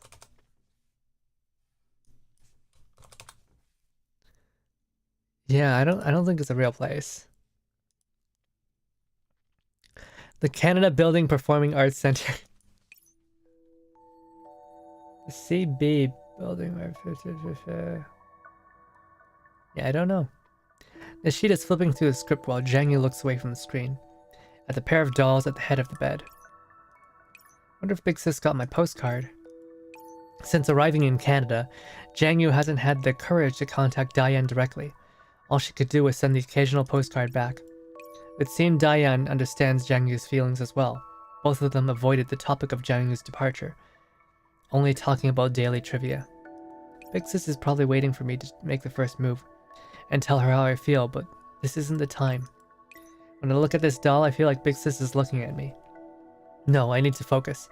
I need to show Big Sis that I'm working hard. Knock, knock. The rapping on the door disturbs Jiangyu's train of thought. Jiangyu, it's me. I'm coming in. You asked me to bring some clothes for you. Why don't you see if they fit? I made them all myself so you can relax and put them on without having to worry about the props department. I can fix them even if they get torn during practice. I see. Thank you for your hard work. Are you okay? You seem a little out of it. Are you not feeling well? No wonder you didn't go to practice today. No, my body's fine. It's just... Jiangyu curls up on the bed and makes some room for Chanzu. Magnilda forbade Jiangyu from training today because of what happened yesterday. It's good to get some rest from time to time. After all, that accident happened because you were too tired. So what are you watching now? Chanzu leans over to see what's on Jiangyu's screen. It displays a scene from an old movie. I found some movies featuring Old Man Sue. He's so awesome. I bet I could learn something from his videos. Huh? Old Man Sue? As in the martial arts actor Old Man Sue? Yeah, have you heard of him? Oh, of course I have. However, he's gone into seclusion for a long time now. How come you're watching his videos? Is it because you know he's related to this movie? Related? In what way? Chanza is saying that the lead for this movie is a homage to Old Man Sue. All the heroes must be righteous in their nature. Old Man Sue was a very particular in need for them to be. This includes the role that you were tested for as well. I see. No wonder I kept thinking about him when I read the script. I didn't expect you'd know so much about movies. Well, it's nothing really. Old Man Sue is totally awesome. He insisted on filming all his difficult stunts by himself. I wish I could meet him. I have so many things I want to ask him. I'm sure Old Man Sue would be happy to meet you, considering how hard you've been working. He likes actors with their feet firmly planted on the ground and diligent practicing the basics. Thanks for comforting me, Chanzu. Unfortunately, Old Man Sue's living in seclusion now, so it's just wishful thinking on my part. But I wasn't comforting you. In any case, don't give up. You might get that chance someday.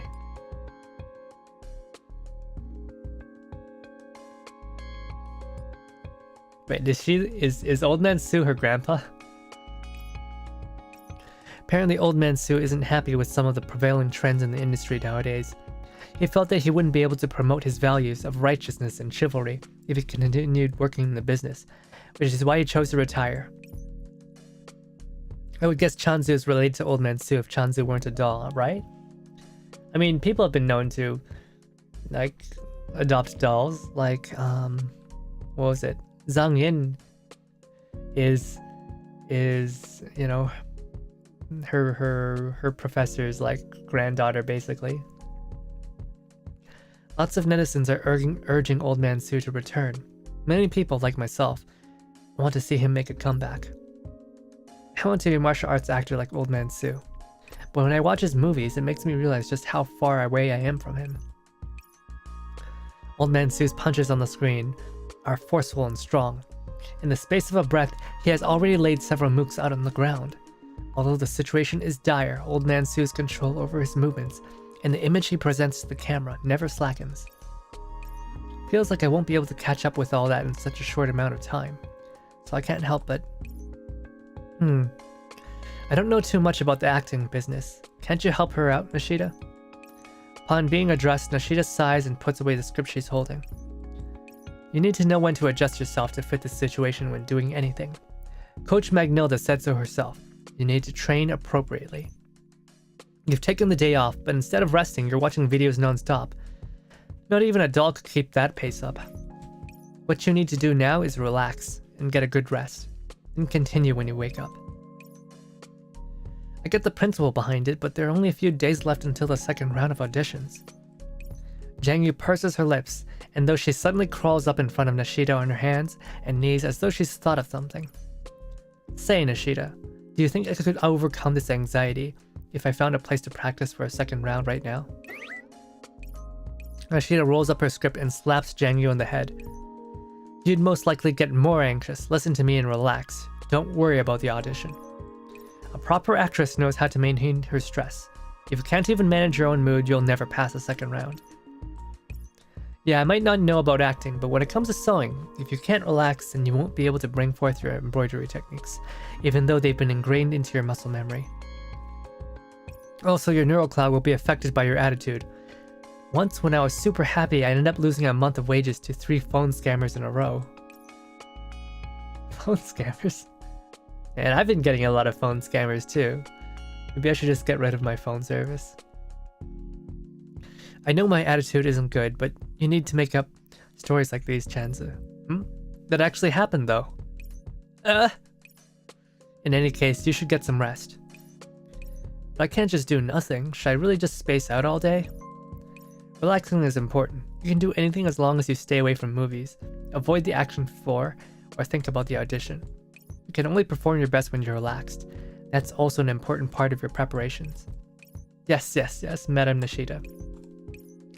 Would you like me to help you make a new costume today? Once Magnilda lifts the curfew on you tomorrow, you might end up doing better in a new outfit. That was a long one.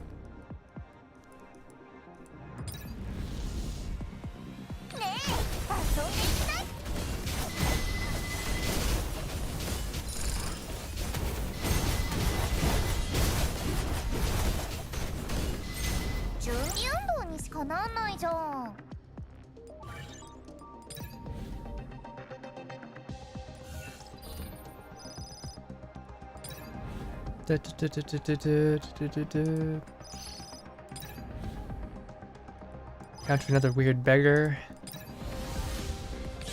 Yeah, weird beggars on Canadian streets. It just means, I don't know if it's like that elsewhere, but in Canada, if you see beggars in the streets, there's a good chance they're drug-addled, which is unfortunate.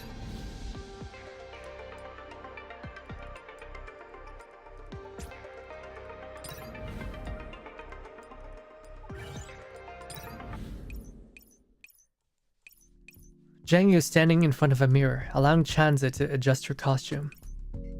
Ta-da! How about wearing this one today? How is it? Looks good, right? Very good. The clothes you make are always so exquisite. In fact, it feels like kind of a waste to fight and roll around on set while wearing them. It makes my heart ache. Why do you say that? Clothes were made to be worn after all. Let's fasten up a belt a little here. Feels like you're getting used to it too. Jiangyu twists and turns her body in front of the mirror, and a look of confusion crosses her face as she studies her clothes. What am I getting used to? To relaxing. I remember the first day when Magnilda lifted your curfew. You were so impatient that you almost went to practice in your pajamas. Even after that, you had an annoyed look on your face whenever I helped you dress. Sorry, I was being really panicky back then. That's because the more I learned from anyone, the more keenly I felt the gap between us. Jiangyu scratches her head in embarrassment. Frankly speaking, I was feeling a little smug after passing the first round. I felt that this would be easy. Even after Nashida explained her reasoning to me, I still had a hint of pride inside of me. But now? No, I don't think I can even make it past the second audition. I just want to do my best. Oh no, that won't do. Every actor has to make it onto stage. I mean, why bother learning needlecraft when you aren't determined to sew what's in your heart? You're right. I'll be heading out then. Do your best today. Is it weird that we keep meeting at the firing range? What are you talking about? It's not a firing range. It's a practice room. In the CB Performing Arts Center, where they have real guns. Much like she has in the past few days, Jiangyu arrives at the action floor, but the mood here is a little strange. Am I imagining things? Why do I get the feeling everyone's looking at me? Jiangyu. This is weird. Did something happen? Jiangyu! I'm sorry. Good morning, Coach Magnilda. Are you okay? I'm fine, just that... Jiangyu frowns, but before she can voice her doubts, Magnilda is already speaking. Don't think too much about it. There will always be people who play mind games with you. The important thing is not to be affected by them. Mind games? What mind games? Jiangyu gets more baffled the more she hears. After looking around and verifying that everyone is looking at her, her confusion only deepens. You didn't know? Judging from your reaction just now, I thought you already... So what exactly is going on? I'm completely clueless. Here. This just made the headlines on today's online entertainment news. Oh no. Someone's throwing a bitch fit in the media. Let me see. Popular stream host accepts invitation to star in an A-list movie. And what does that have to do with me? No, wait, why is my picture here? Wait, she's not a stream host. Wait, is my fly open? After clicking on the article, Jiangyu sees an unsightly shot of herself during a training session that someone has submitted to the news. The caption reads, "How can a third-rate doll with no work to her name even compete?" It's contrasted with a picture of a bright-faced, attractive woman, smiling and waving to her fans. Its caption reads, "Popular martial arts stream host Kukurote is the true rising star of action movies." That's hilarious. Oh my goodness. What the heck is this? Isn't this article just too weird? She's the one I was telling you about. The one who was earmarked for the role. Nashida walks up to Jiangyu and whispers into her ear. Even her tone is subdued. It is Jiangyu. Well, now that you mention it. I guess her fly is open. But it looks like it's like that by design. She's got two belts, don't worry about it. You know? All of her zippers are open. But I don't even know her. Well, you made it past the first round of selections, so you're probably her competition now, and she probably wants to use you to build hype for herself. Yeah, it's just like Twitter. Do the drama, make yourself more famous. But won't she piss off the cast like this? I mean, the second round of auditions hasn't even started yet. Even so, it'll still build attention for the cast. Some people dislike such methods, while others embrace them. That's probably why opinions on her are so polarizing. I can't accept this. No, I'm going to find her and demand an explanation. If she wants to come at me, then she should face me and she should challenge me fair and square. Releasing an article like this is just cheap and low. Calm down, Jiangyu, don't do it. She's laid a trap for you. If you actually go looking for her, there's no telling how the media will spin it. So I'm just supposed to swallow this crap? Hearsay like this won't affect the truth. Don't you have something better to do than get caught up in what she does? What? So you're giving up on the second round then? Or are you not going to train anymore? As if. I won't give up on either my training or the audition. That's good. Then you've always had a good attitude. So keep it up. Let's try our best together. Do you know what an actor's strongest weapon is? Their skills. After hearing Nishida's lecture, Jiangyu slowly begins to calm down. That's right, trust me. There'll be no better revenge than clinching the second audition and watching that bitch seethe and mold. Got it. Thank you, Nishida. There's no better feeling than imagining someone pulling their hair out, cursing at you for your success, in spite of their best efforts to undermine them. I'll do my best to get over this, just like I overcame my anxiety several days ago. Jiangyu looks at the article on the screen. She hasn't even seen Kukurot yet, but the curtain has already risen on their invisible war. Jiangyu turns the screen off and chooses to look at reality instead. Coach Magnilda, please help me set up the training area. My pleasure. A-team, give me a set. Our action theme today will be set in a Western restaurant. Go, Jiangyu, I have faith in you.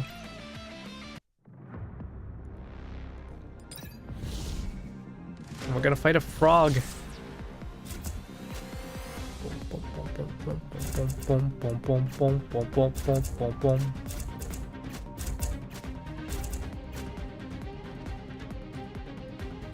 Looking at reality while playing a mobile game, how meta. This game is incredibly meta. It is incredibly meta. 虎のように舞い竜のようになる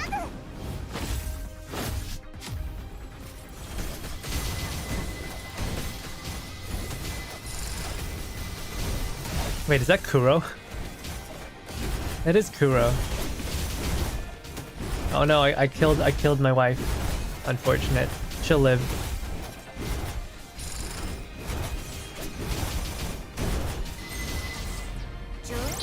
Cursed abominated frog. Hey, that frog is a holy man.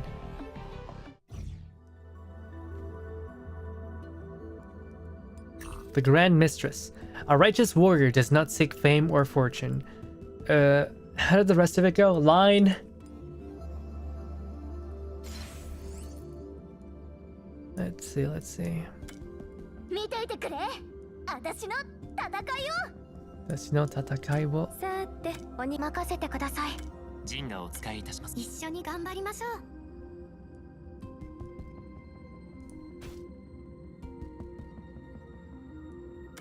うなら舞台は俺が率いねえ遊んでいきなよ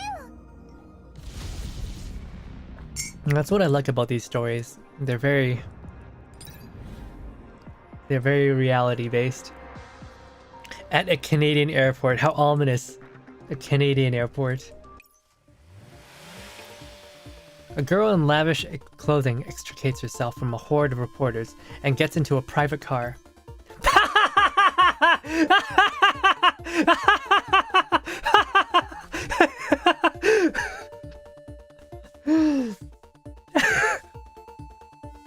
It's my wife!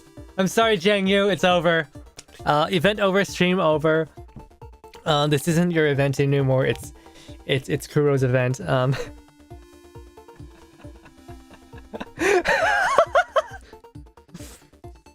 Kukuro. It's over! It's over! This is Kuro's event now. Goodbye, Jiangyu. I'm sorry. I'm sorry. Know your place. Gosh, I like this outfit. This looks really nice. Well, those straw chairs, these straw chairs, I really hate them. They do not feel good to sit in. Tell me some good news. You know what I want to hear. 2 of the casting directors have indicated they'll choose you for the role. Looks like that article of ours worked pretty well. 2 of them are against you though. They think you're too unruly, and that the cast doesn't need someone like you. What a bunch of sticks in the mud. Why can't they see the good I'm bringing to the project? They're still gathering the cast, but I've already brought them so much attention. I mean, how many actors film in Canada each day? Look at all these reporters out there. The girl smugly looks out the car window. The flashes are still blinking non-stop. Guys, this isn't Kuro. It's her long-lost cousin. And in the film acting industry, kukurote. Surely every single noteworthy reporter in Canada must be here, right? Honestly, that move of yours truly made me view you in a different light, darling. Just look at how she was during training. I laughed my ass off. I guess the managers are all the manager dolls all look the same. As she thinks about Jiangyu's picture in the news, Kukurote's face goes dark. Kukurote. So you're saying I was laughable in the past then? No, no, not at all. Although when I think about it now, perhaps it really was a big joke. Kukurote studies her reflection in the window, as though she was looking at her past self. I trained hard all year round. I studied at the feet of masters. I worked hard and practiced. I gave everything I had to martial arts live streaming. But it was all for nothing. Martial arts live streaming. Look at how the reporters fill the streets of Vancouver. The audience doesn't want to see the real kung fu, they just want thrills. I still remember that time I fell from the wires and got smashed to pieces. The views on my stream quintupled. Indeed, that's most ironic. The laughable part is that even though we found the key to generating clicks, the old man still tried to stop you. The manager senses something is wrong with Kukurote and hurries to change the subject. Let's not dwell on the past. What we should do next. Should we keep hammering on that doll? Speaking of which, how did she react? She didn't. Not at all. I've been keeping an eye on her and her manager's social media channels, but it's those they don't even know anything about it. Oh, clever girl. That's a bit of a surprise. Now then, what should we do? What should our next move be? Darling, I just learned something. There's a Gujang doll from the company who isn't quite earning her keep, and they need to keep arranging high-end concerts for her, which is causing lots of headaches for them. It just so happens that the Jiangyu is also a Gujang doll. There weren't many dolls in their batch. Surely you can see the connection, right? You mean Dayan? Wasn't their advertising gimmick that they were sisters? Indeed, the fact that Jiangyu, a third-rate doll with no achievements to her name, could land an audition spot is probably due to some arrangements behind the scenes. In that case, who's helping Jiangyu? Surely Jiangyu has more connections in the company than just Dayan, right? I mean, the company arranged for her to make the audition. The viewers won't care about that. Plus, we never said it was Dayan. We simply said it might be possible. We can't be blamed for a wild guess, can we? Oh my goodness. I met Dayan once. Given her attitude, she'd probably cease all public activities for a while in order to avoid a scandal. Don't you think cybermedia would love to see what happens next? Tell me, if we were to give them a reason, don't you think they'd roll with it and owe us a favor? You know what I mean, don't you, darling? Kukurote frowns, but upon seeing the flashbulbs outside, she speaks. Well, whether or not Dayan actually does go underground is up for debate, but once it affects her earnings, the company will mandate it. And if Dayan goes down, I'm sure there's no way Jiangyu will be able to remain uninvolved. She'll come out swinging, and it's only going to fuel the fire. If Dayan really does cancel her concert, those bloodsuckers in finance will owe us a huge... Oh my goodness. We'll be able to access all the resources cybermedia has invested in this A-listed movie. The company doesn't really care who gets those resources, but... The manager gets more and more excited as she speaks, and she pounds her fist into her hand. With the company's support, those two directors couldn't persuade we'll just have to keep quiet. If we could use this to draw out that mysterious investor behind the cast, it would be even better. Right now, we still have too little. I'm sure we can do it, Kukurote. No investor will turn down profit. I'm sure that investor will see things your way quickly enough. They'll definitely become best friends. Let's bring more people onto this battlefield then. The fires of greed, the fires of Rubicon burn in the girl's mechanical eyes.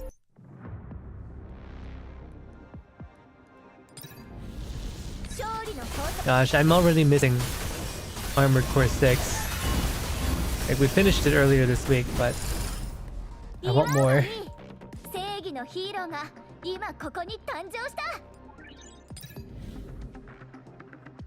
Magnilda is giving a martial arts lesson. Although our moves in the brawl scenes have already been choreographed beforehand, we need to ensure that our movements and eye contact can keep up with the changes on the battlefield in order to give the audience a sense of immersion and tension. Came just in time, Jiangyu. Can I use you for a demonstration? せいぜい楽しませておきます。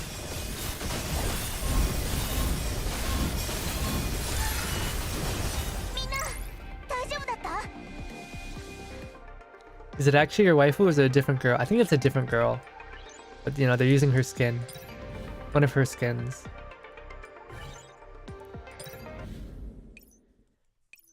One of her arts. It fits. Halfway through her training on the action level, Jiangyu is summoned back to her room by calling a phone from her manager.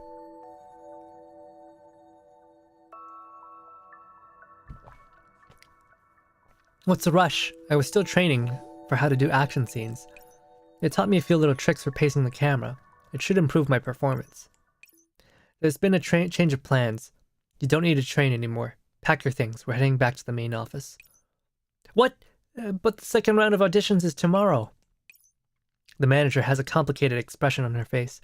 She tries and fails to speak several times before she finally manages to say something. We all know you've been working hard, but I'm sorry, Jiangyu. The company has decided to hand over all the resources to Kukurote and let her take on the role. In order to avoid needless competition, the company wants us to give up right away. Jiangyu balls her hands up into a fist and bites her lip.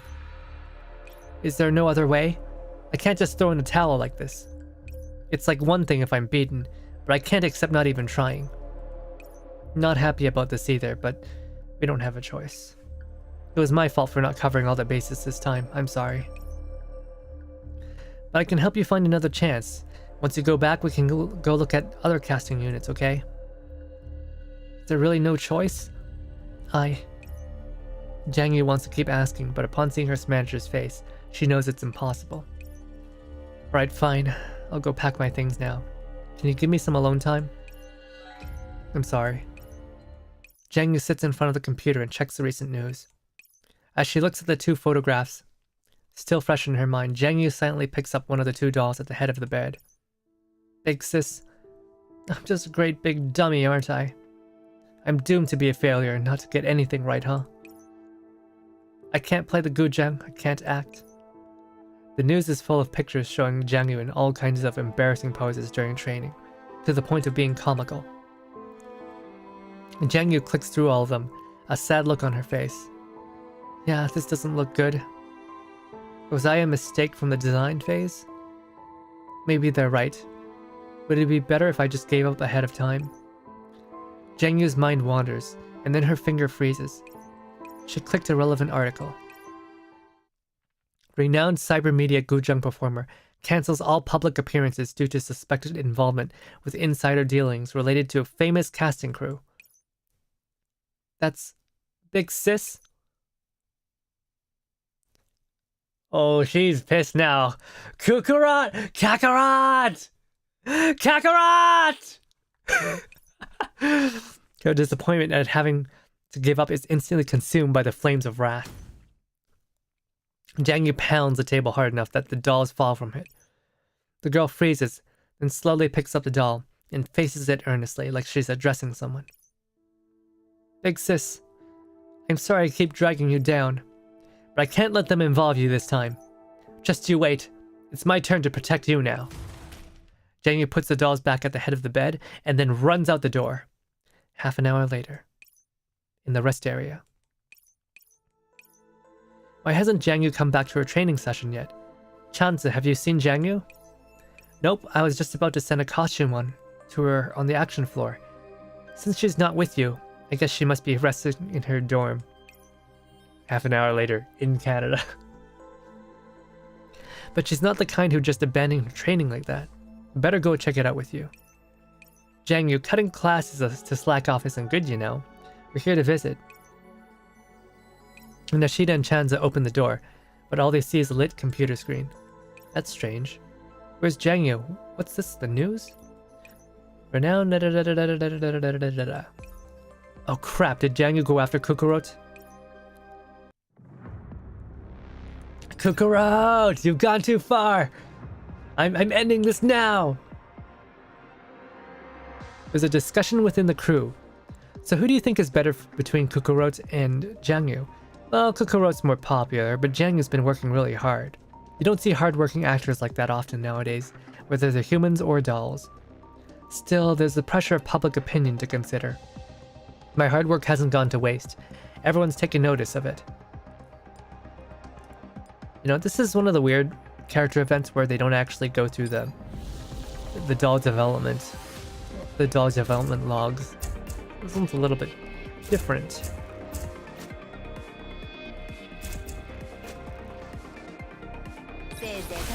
Kukurot, he's making me think of Risa being Rosette in Persona. Oh yeah, that happened, didn't it? That was how it was in Persona, wasn't it? Completely forgotten. Man, it's been such a long time. When was Persona 4 released? In like 2007 or something? In Canada, at Gowlin View Studios. The place is still under construction, and Kukurot is holding a press conference. How does it stand? I don't think so, no. As you can see, in order to move progress further into the movie business, my group and I have purchased the usage rights for this area. We plan to build a film studio dedicated to Eastern martial arts movies in this place. At the same time, it will also serve as a starting point to officially launch the career of Kukurot, a martial arts actress. Ms. Kukurot, rumors say that you secured a tertiary role in the movie Jazz Hound. Is this true? Ms. Kukurot, what do you think of the recent articles going around the place, you in cutthroat competition with your rivals? Kukurot! I am calling you out! The countless questions are interrupted by the uninvited guest barging into the press conference. After a brief silence, all eyes rest on Jiangyu, but the girl does not shrink from them. Why did you do it? Who let her in here? Kukurot's face stiffens, but she soon resumes her usual composure. Alright, you don't get how things work. This I understand, but Jiangyu, don't you need to at least abide by the rules of the game? Kukurot! I'll hunt you to the ends of the earth! Why did you do it? Jiangyu ignores Kukurot's words and takes another step forward. Why did you get Big Sis involved in this? Big Sis? I don't understand what you're talking about. She means Diane, the doll who is suspected of pulling strings for her behind the scenes. Ah, I remember now. I saw that article. It's a shame, but I can't believe our company published something like that. As Kukurot delivers her loaded statement, it churns the reporters into a frenzy. They reflexively clear a space for the two of them, eagerly anticipating even more exciting drama! If that really is the case, then they won't be able to help you out. Even as a senior of yours, is there anything else you'd like to retort with? It was like she was looking at walking garbage. If you want to play dumb, then you leave me no option. The girl raises her head. Her gaze is unyielding. I'm just a newcomer to acting. I have no roles to my name, and I'm not familiar with this business. I don't even know how to best to strike back. But someone once told me that owning my skills was the best way to fight back. I believed this was true, and so I did as I was told, but you didn't stop your despicable tricks. In fact, you went one step further to try to strip me of the right to compete through the company. Jiangyu's earnest expression and her curt, forceful statements banish all the clamor on the scene. The girl advances on Kukurot. If you beat me fair and square, then I'll have nothing to say. But you had to resort to such cheap tricks. You even got Big Sis involved in all this. Since we're competing for the same role, you must have read the script. Jiangyu stops. She slowly takes a stance. Ah, that's the pose from that picture. Someone recognizes the way Jiangyu is standing. It's how she was on the front page, showcasing her stubborn determination, even though she is caught in a wretched state. The crowd instantly churns with commotion. The character in this script is a heroine who would never compromise, even in the face of disgrace, and who dares to protect the ones who are important to her. I'm not as great as her, but I still have a lot of people that I want to protect. Which is why Which is why I challenge you, Kukurot. I'll show everyone that you don't deserve that role. Oh, they're fighting. They're gonna fight.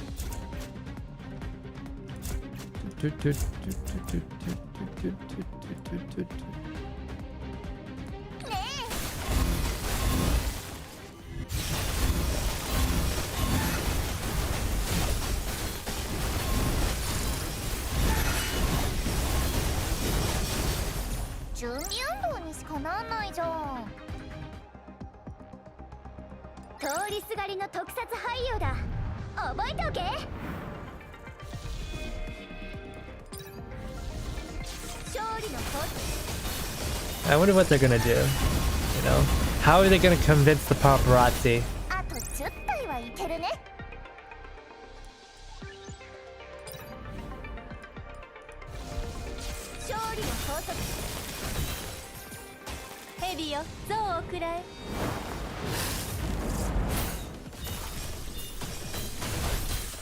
Kukurot summoned her giant mechanical frogs.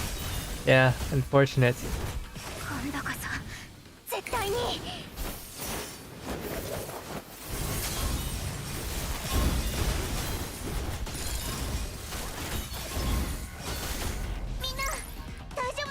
No, whenever I think of like giant frogs, all I can think of is Konosuba, and I think someone actually made a Konosuba fan art for Neural Cloud depicting that frog enemy.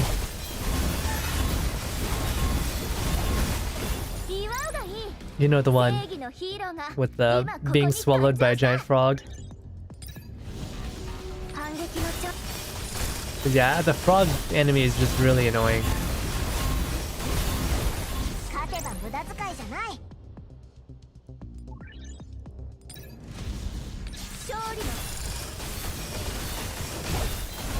Giant frogs in Naruto? Yes, there is, but they're not.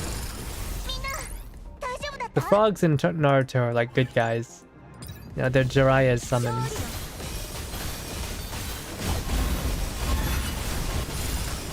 I actually didn't finish Naruto, you know?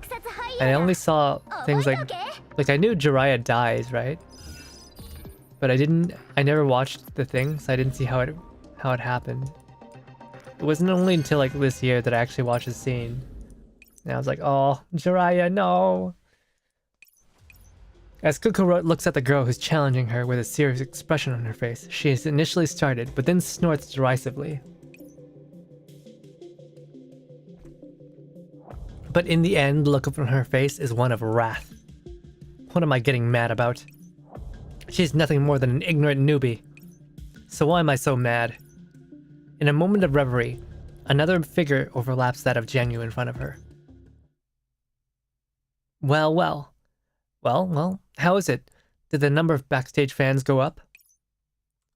I think we might need to find another part-time job during this time. Frankly speaking, Kukurot, I think we should just accept that offer. Granted, the brand of the last guy who worked with us was trash, but... No, my live streams have to be clean and upright. People like that don't deserve the publicity of my streams gives them. Very well, fine. I'll go see if there are any exhibitions that need people. The manager shakes her head in resignation and pats Kukurot on the shoulder. Thanks. After all, exhaling a long breath, Kukurot struggles free of her memories. Oh no, she's freaking out. Watch what you say. We don't need to accept her challenge. It's not like we're shooting a movie. Just let her rant all she wants. It won't affect the big picture. The manager worriedly grabs Kukurot, but the latter looks at her with an alien expression on her face. She's panicking! Kukurot pats her manager's shoulder lightly, like she's comforting her, then turns back to Jiangyu. I accept your challenge. Jiangyu and Kukurot stare at each other down the empty space that the reporters have cleared. The mood in the air is tense. Let's do this fair and square. You don't need those cheap tricks of yours. We'll show everyone exactly who can be the hero written in the script. As Kukurot stands opposite Jiangyu, who is taking a fighting stance, Kukurot rolls up her sleeves, her voice low. The first thing I'm going to teach you is that in showbiz, there are no heroes. And the second, Kokurot snorts, then flexes her legs. All Jiangyu sees is a blur. Kokurot's punch sends her flying several meters away before the pain can even reach her neural cloud. Right after that, Kokurot steps in like a phantom, landing punch after punch. Oh no! Oh no, she's actually really strong! I was designed from the ground up Gah! As a martial arts streamer. Okay, that's a little... But why streamer? Kokurot punctuates each word with punches and kicks, overwhelming Jiangyu's defenses. What are you? Soon, Jiangyu's collapsed on the ground. Her mouth is flecked with cloudy coolant. Her mechanical pupils are struggling to focus. The battle ends soon, sooner than anyone expects. Yes, speaking of which, what are you? I'll tell you, you're just a spoiled brat who plays the guzheng. I trained for years and didn't get anywhere. How many days have you been doing this? Oh no, she's ominously approaching.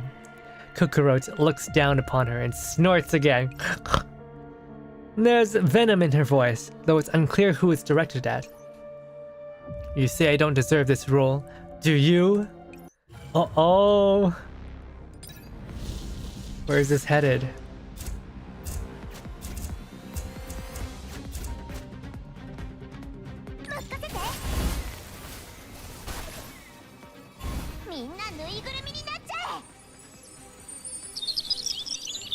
They're actually fighting. This is the director must be having such a huge headache right now.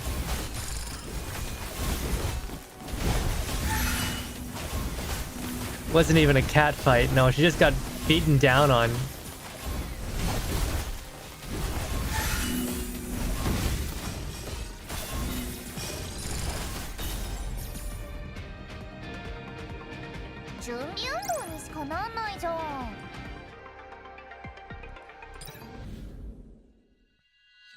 Well, since victory has been decided, we don't need to carry on with this ridiculous farce.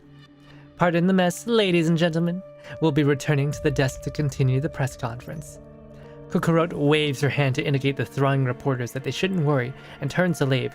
Right now, no one is paying attention to Jiangyu, who's lying on the ground. No, it's not over yet. Big Sis is still watching me. In her blurry vision, Jiangyu looks past the crowd at a pair of carefully sewn dolls. One of them just so happens to have the same look on her face as Diane herself. Come, Jiangyu, we can always practice the guzheng later. Big Sis, you don't have to bluff me. My personality is at odds with my job. Nobody's perfect, neither humans nor dolls. Do what you're good at. The rest can be done by people who are better at it. But according to my design specifications, I'm supposed to be as good at guzheng playing doll as you. I know the scores and I can play them, but for some reason I keep focusing on other things. I can't concentrate like you do. It's alright, Jiangyu. We might not be all that similar, but I'm sure that you'll find a path of your own someday. Do you have those two little dolls I made for you? Jiangyu nods wordlessly and takes out the dolls. Diane takes the blue one and lightly taps it against the red one. You see, they're not the same, and sometimes you leave out one outside and put the other in your bag, but no matter where they wander, they always end up bumping into each other again. Oh no, she has ADHD! That might actually be her problem. I'm looking forward to the day when we'll both be performing on stage together. How about that? Yep. I promised Big Sis I'd stand on stage with her. So there's no way I'm going to down here. She's got enough. No, they're going to keep on fighting. Man, TMZ's going to have fun with this. Following an exclamation by one of the reporters, the attention camera loses lens of the crowd turns to Jiangyu again. Why cause yourself so much pain? You should know there's definitely no way you can beat me. Look how pathetic you are. You can struggle as much as you like, but the only way this ends is with your defeat. Right, but anyone who wants to play a righteous warrior can't back away, even outside a movie. Since I've made up my mind to protect the people who are important to me, I'll fight to the very end. Jiangyu props herself up, her fighting spirit blazing in her eyes. I'm really starting to envy you. Darkness flashes across Kokuro's eyes, and then she clenches her fists again. Since you haven't admitted defeat, I'll play your little game. Allows me, as your senpai, to teach you how to survive in this world. Kokuro slowly approaches Jiangyu. The aura surrounding her hints at how much she wants to crush her opponent.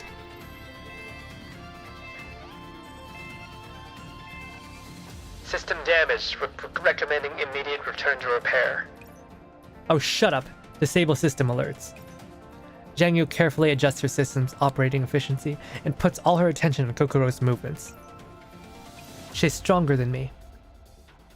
Although her skills are roughly on the same level as mine, her strength alone might be greater than even Magnilda when she was sparring with me. When faced with a stronger opponent, offense isn't the best defense. I need to bob and weave the way Nishida does. As the distance between two of them shrinks, a vicious glint shines in Kokuro's eyes, and she fires off a devastating punch, which Jiangyu evades. Like, remember, these are actors! Guys, these are actors. They're not MMA fighters, they're actors! Trying to dodge, Kokuro turns and punches again. Jiangyu managed to anticipate her opponent's moves, but it's slowly eating away at her. You claim to be a hero, but in the end, all you can do is run. Can't win if all you do is run away. Magnilda's voice echoes in her mind, and Jiangyu gathers her resolve. Alright then, since you like dodging so much, I'll let you dodge all you want! The pace of Kokuro's attacks grows more and more oppressive, not giving Jiangyu any time to breathe. In the face of Kokuro's offensive, a crack finally appears in Jiangyu's defense, and a heavy punch lands on her upper arm. There's nowhere for you to run. Time to finish you off. Now! But Jiangyu doesn't dodge, instead she rushes into Kokuro's fist. Just as she's about to get hit, Jiangyu tilts her head to the side and lands a hook on Kokuro's jaw. Cross counter! Cross counter da! The hit is clean and audible. Oh, got you. Yeah, if you've ever seen a cross if you've ever seen a video of a cross, pretty much, if you ever manage to land a cross, the person who gets hit almost always gets knocked out. Kokuro works her jaw, which creaks audibly. She hasn't taken a real hit like this in a long time. The pain is alien, yet familiar at the same time, and it brings with it a storm of emotions. You think you've won? Oh no!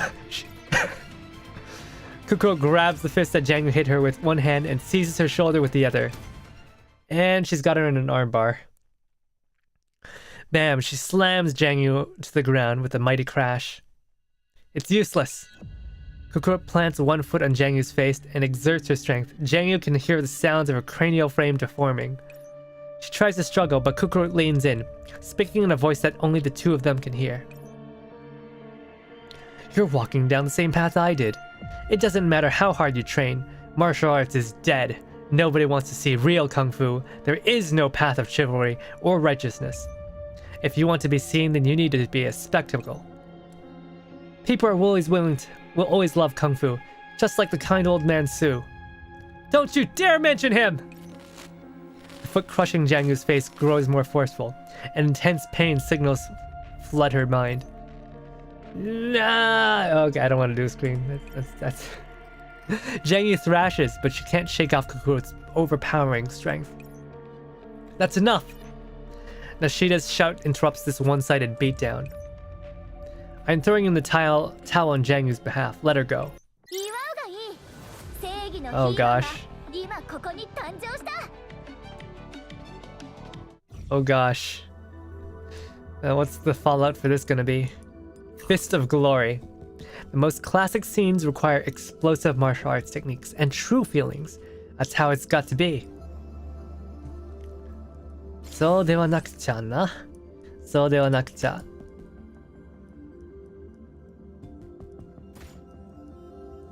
Let's see, get Zhang in here. Kuro too. Let's bring...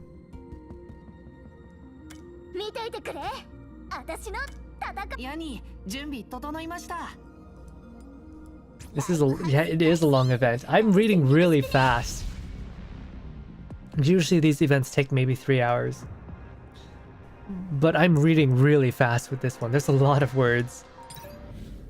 In Canada. 2 people quickly emerge from the crowd. One runs towards Jiangyu while the other one stands in front of Kukurot. That's enough! Throwing in the towel. Jiangyu! Jiangyu, wake up! Jiangyu, can you hear me? Chanza scoops up Jiangyu in her arms to check on her. Jiangyu has already fallen into protective hibernation from the damage done, and all Chanza can do is struggle to take her away. Fair enough. Looks like all this nonsense really is finished now. I heard you've already clinched the role of villain. I look forward to working with you when I get on the cast. I don't know how you talked the company into this, but Jiangyu's right. You don't deserve this role with what you've done. Jiangyu's a newbie. Are you one too, Nishida? That's the job. If you're qualified for it, you get it. I won, so I deserve it more than she does. That's not how casting works. No, you don't.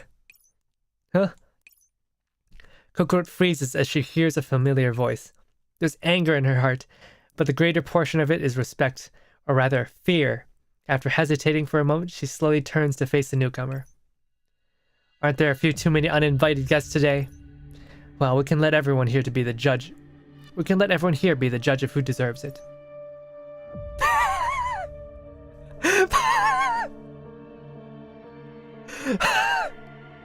Python? No, none of them are qualified to do so like I am. Wasn't he in your squad? It's old man Sue! It's not Python, it's old man Sue. What? I thought he retired. Old man Sue. The excited reporters are shooed away by the guards who arrived without anyone noticing, giving the others room to speak. Huh, I don't get it. Why are you singling me out, Mr. Sue? You're an outsider. Why dirty your hands with this mess? Also, are you planning to lord your status over me? It's not as though you can interfere with the crew's decision. Kukurot, we haven't seen each other in a while, but you don't need to play dumb. There's no one else here. I am the investor for Jazzhound. I have veto rights over who gets... Old Man Sue's voice is both unequivocal and forceful, and Kukurot's face turns pale! Oh no! You! But why? I went into seclusion so I wouldn't have to worry about the cutthroat politics of the industry. Perhaps Jiangyu might not be able to make it all the way to the final round, but no matter how things turn out, I will never pick you. Like they said, you don't deserve this role. Karma. There's a hint of regret in the way he looks at her. I liked you better at the beginning, when you were eager, hardworking, and properly grounded. You don't know what I've been through! What gives you the right to judge me? Her long bottled up emotions erupt, and now Kokoro doesn't even know who she's blowing up at. All you care about is keeping your hands clean. Did you spare a thought for the kind of life I had to live? I was serious about being your disciple back then, but once I left, nobody bothered to watch the movies I worked so hard on. When I streamed my practice routines, all people did was call them fake. Your time is over, old man! People nowadays only want to see me fall from a dozen floors up. Don't you know how many times the usual numbers of views I got from that day? I suffer too, you know. Tell me then, if all they wanted was to maximize the number of clicks, then why did cyber media give me such sensitive emotions? It's because the engineers they have to give you a critical character flaw. Unfortunately, Havel decided, you know, all T-dolls have to have some kind of mental illness. You're my teacher, so why don't you look at me, teacher? Look at me and tell me, is this really my fault? Kokoro is holding back her tears as she speaks, but Old Man Sue merely shakes his head and slowly turns away. I know you became my disciple for clicks. That's the CM Beta's base layer logic. But that wasn't your fault. Cybermedia made CM SL after you. She didn't have presets, and she's made a name for herself in certain other countries. SL, is that Kuro? Oh, so she's like the predecessor to Kuro then. Ha, so what? They made a new one, but she's not me. I'm Kukurot. Cybermedia's corrected their mistakes, but what about me? I know, but what's wrong is wrong, Kukurot. You have gone astray. With that, Old Man Sue pays no more attention to Kukurot. He leaves, and the media once again follows him. Old Man Sue, why are you taking Jiangyu's side? Is the news true? Did you really have some kind of inside deal with Diane? Old Man Sue. Old Man Sue looks around at these people who are both familiar and more annoying than anything, and he speaks. I have not decided that Jiangyu will get the role. I simply feel that between Jiangyu and Kokurot, Jiangyu is more suitable. As for why, you should check the entertainment column of the online news. It's filled with all the pictures of Jiangyu training and rehearsing for the role that someone took just for the clicks. That's the reason why. Hey Zuni, how's it going? You've witnessed a rookie actress trying her best. Why not see if she can succeed? How's it going? How's it going? Have you been well? Congratulations on surviving the week and making it to the weekend. Hope you're able to relax.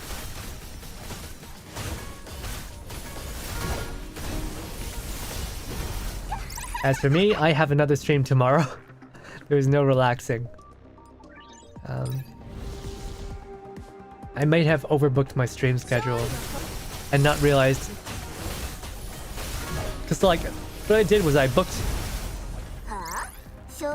I scheduled to have Pikmin streams done on Wednesday and Friday. But I already have streams on Tuesday and Thursday. So that's like 4 streams. And now I have this stream. And now and then, oh my goodness, I'm streaming too much. Like I had 2 streams of Pikmin for a week because I really like Pikmin. So I wanted to play it more. But maybe that was a bad idea. The grind set. Yeah. The grind set. Though I feel like I should be doing other things. Streaming is easy. Hitting the like button is easy. But like the other things that I need to work on, like getting some overlay stuff done, getting some art assets and asking for commissions it's really tough. You take on the last minute stunt double gig, the perfect thing for rehabilitation training. Thank you for your hard work. This is your pay for the day. Oh yes, another last minute job came up. They need a martial arts trained actor in a live action flick. Are you interested?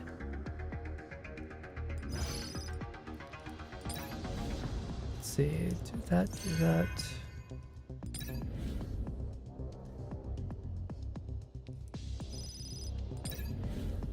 With that we should have.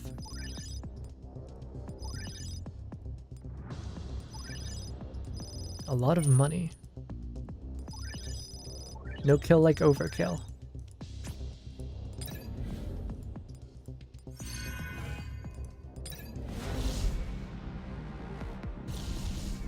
Never relax, always stress. I wasn't expecting a plot point about click firing, you know, that's how it is. That's how it is in the show business. It's all about the clicks.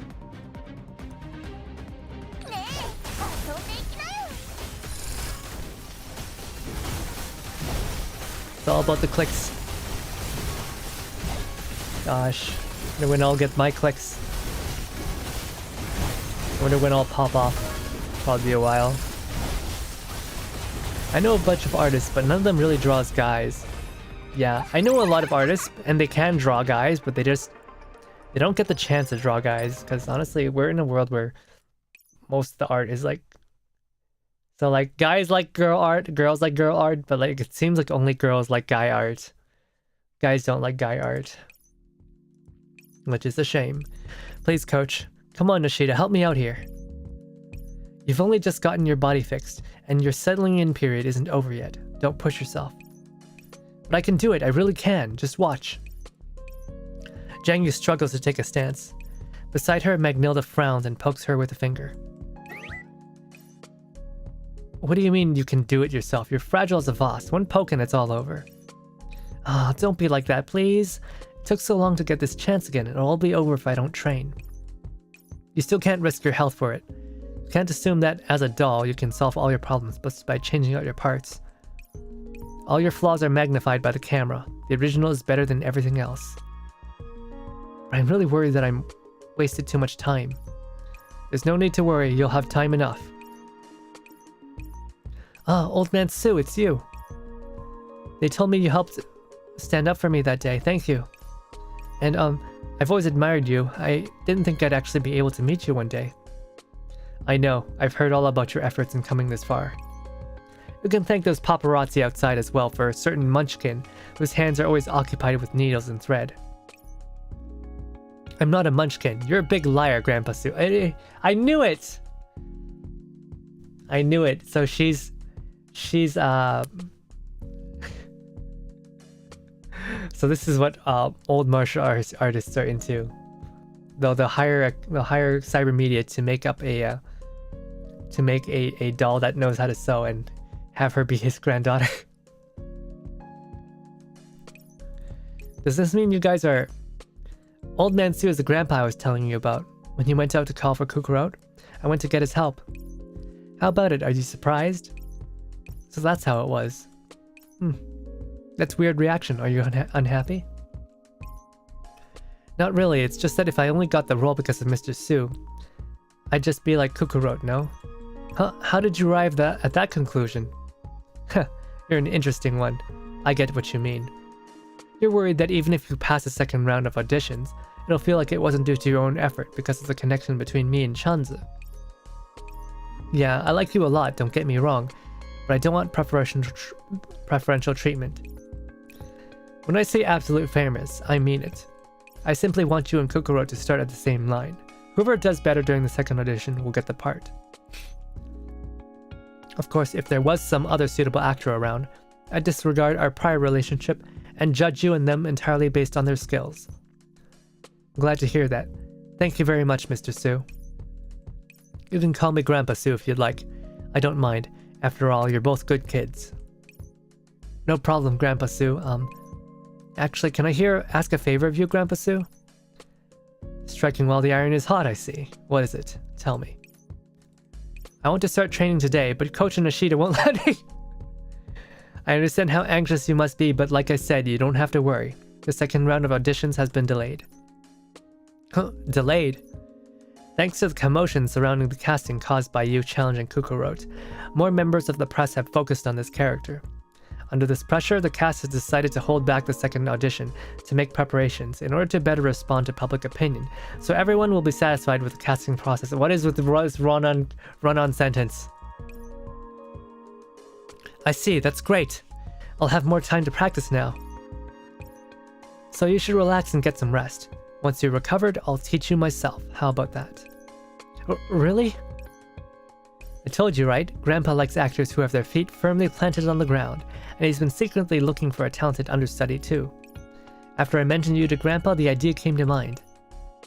Thank you, Grandpa Sue. No, that's Master Sue, right? Use whatever one you prefer. Honestly, Chanzu, you're just giving away everything I'm thinking. But I knew you'd be happy about it. As she watches Chanzu and the old man laugh together, Jiangyu finds that the warm atmosphere is slowly getting to her. It's nice that Chanzu and old man are so close. If only Big Sis were here, then we could all celebrate together. Wait for me, Big Sis. I'll get the part and I'll go on stage with you. That's not even the end of this chapter. We still got more. Not even the end of this stage.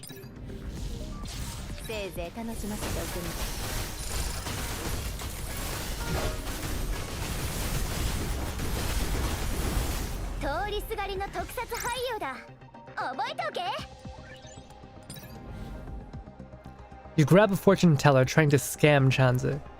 Lady Heroine, please have mercy. I have an 80-year-old mother and a squalling baby to feed. I was simply led astray by the lure of money. Please give me another chance.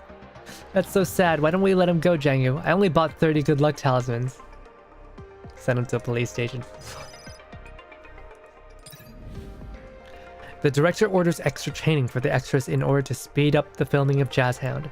However, you see someone familiar today. What are you doing here, Jiangyu? This is a basic class. Big Sis said 3 minutes on stage needs 10 years of hard work, so even the basics need to be repeatedly practiced. Big Sis, huh? So,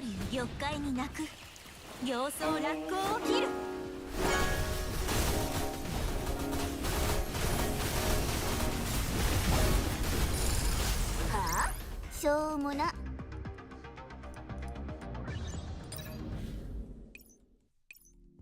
Jiangyu sits in her room, sprawled all over the table, playing aimlessly with her dolls.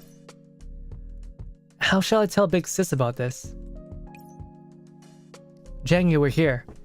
We've decided to go look around other film studios today. We'll be heading out this evening. I remembered to look her up. Mao was Gokail. Yeah, she was. Why so down? You passed the second round, didn't you? You're a lock for the character now, right? Yeah, she's one of those cases like where you get a swimsuit model who enters the film industry, but she ends up actually being really good at it. In fact, like she was, it's such a funny gateway into the film industry, starting out as a model. I know a lot of people try to do that, but I wonder why they don't just start out, by going to acting school or something. They just not have the opportunity for that. Happy I got the part. I jumped off the bed when I got the news. But do you remember what I told you before, Nishida? If I make a name for myself...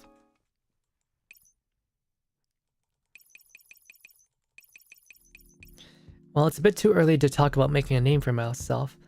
I just get the feeling that I need to face Big Sis. What's this? You want to go back to see Diane? But then what about the filming? No, I was just planning to get a gift ahead of time for her. Jiangyu was talking to me one day and said she wanted to get, once she got a bit of fame, she'd buy her sister a gujang. But now, seems Jiangyu doesn't know how to explain that gift, and she's shy about facing her sister. Who's shy? I'm just a little confused. I see. Then I'll give Diane a gift too. Huh? Do you know Big Sis? Nope, but I know you. Since you like your sister so much, I want to help you out. It's not as though I like her that much. I told you, I'm just a little confused. Actually, I don't think you need to think too much about all this. Could it be that your sister doesn't actually care about gifts or what you've accomplished? And all she wants is to hear your voice and see your words you write, and ask if you're okay? Well, yeah. Nishida smiles and pats Jiangyu on the shoulder. Alright, that's enough moping for you. We'll be going on that studio tour for tonight. Want to go gujang shopping while we're at it? Jiangyu has such little sister. Well, she is a little sister. Yeah. Now that you mention it, I've been here for so long. I haven't truly explored the city yet. She hasn't truly explored Vancouver yet. She needs to go around and... I don't know. What is in Vancouver? What does Vancouver even have? You should cherish the present. Once filming starts, you'll probably have to live on set, given Old Man Sue's personality. Oh, seriously? This is Toronto? Oh, right! I guess this is Toronto then, isn't it? I don't know. Is it Toronto or Vancouver? Because, like, I'm pretty sure Vancouver is where all the filming is done. Wait, does Vancouver even exist in the Girls Frontline universe? Has it, like, isn't Vancouver like a crater? CN Tower? Yeah, CN Tower is in Toronto. Combat rations. Combat what? Are you kidding me? You're messing with me, right? You are, aren't you? I'm not Chanza. I'm not falling for that. Why did my name come up? You'll know soon enough. Toronto is where a lot of American city shots are done. Oh, is that true? I didn't know that. I thought everything was done in Vancouver. You take on a last-minute stunt double gag. Oh wait, no, we've read this already.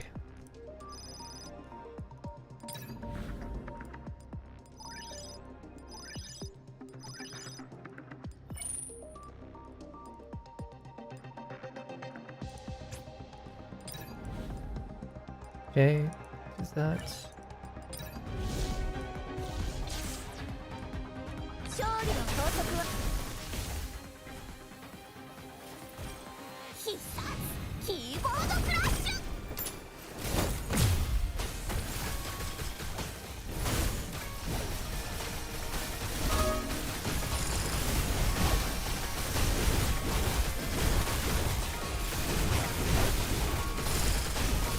Wait, what? Am I actually losing? No. Why am I losing? It's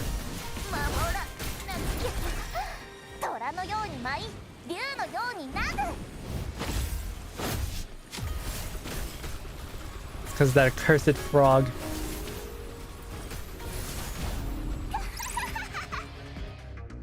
Vancouver has a film scene for sure, but it's mostly just filming. It's just most filming is cheaper in Toronto, so for city stuff I know it's done there. Oh, is that so? Several months later, Canada sees another snowy day in the middle of the winter. Snowflakes melt on the roads as snow piles up on the cold ground. The city is covered in white. Because like I've watched some YouTube videos on like the filming industry, and they only ever talk about Vancouver. They never talk about Toronto. The pedestrian quickly shuffle by, looking enviously at the big hotels located on the busy street as they hurry home.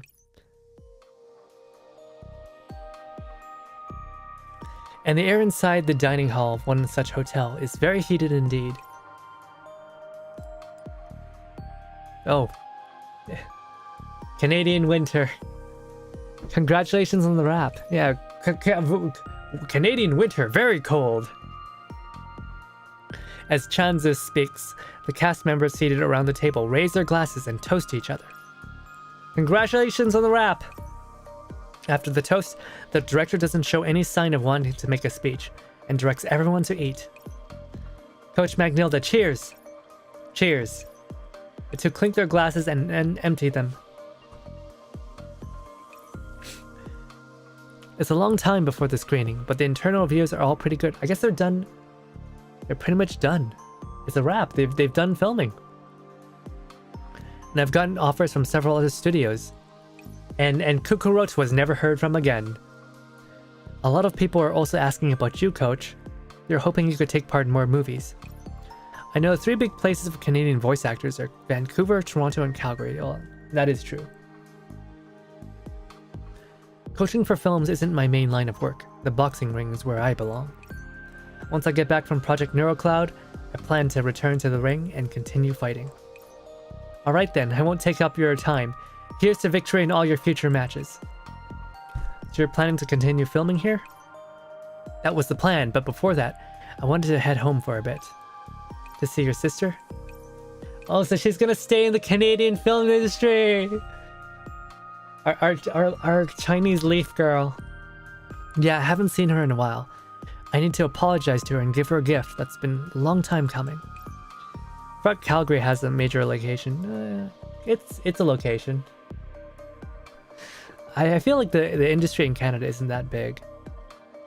And here's to reuniting to you with your sister soon. Cheers. I think the Calgary actor who played Master Asia in G Gundam gave it up to become a dentist. No, that's Domon. That's the Gundam. That's the main character. He became a dentist. He was also Mega Man. He was also Mega Man X. I caught them.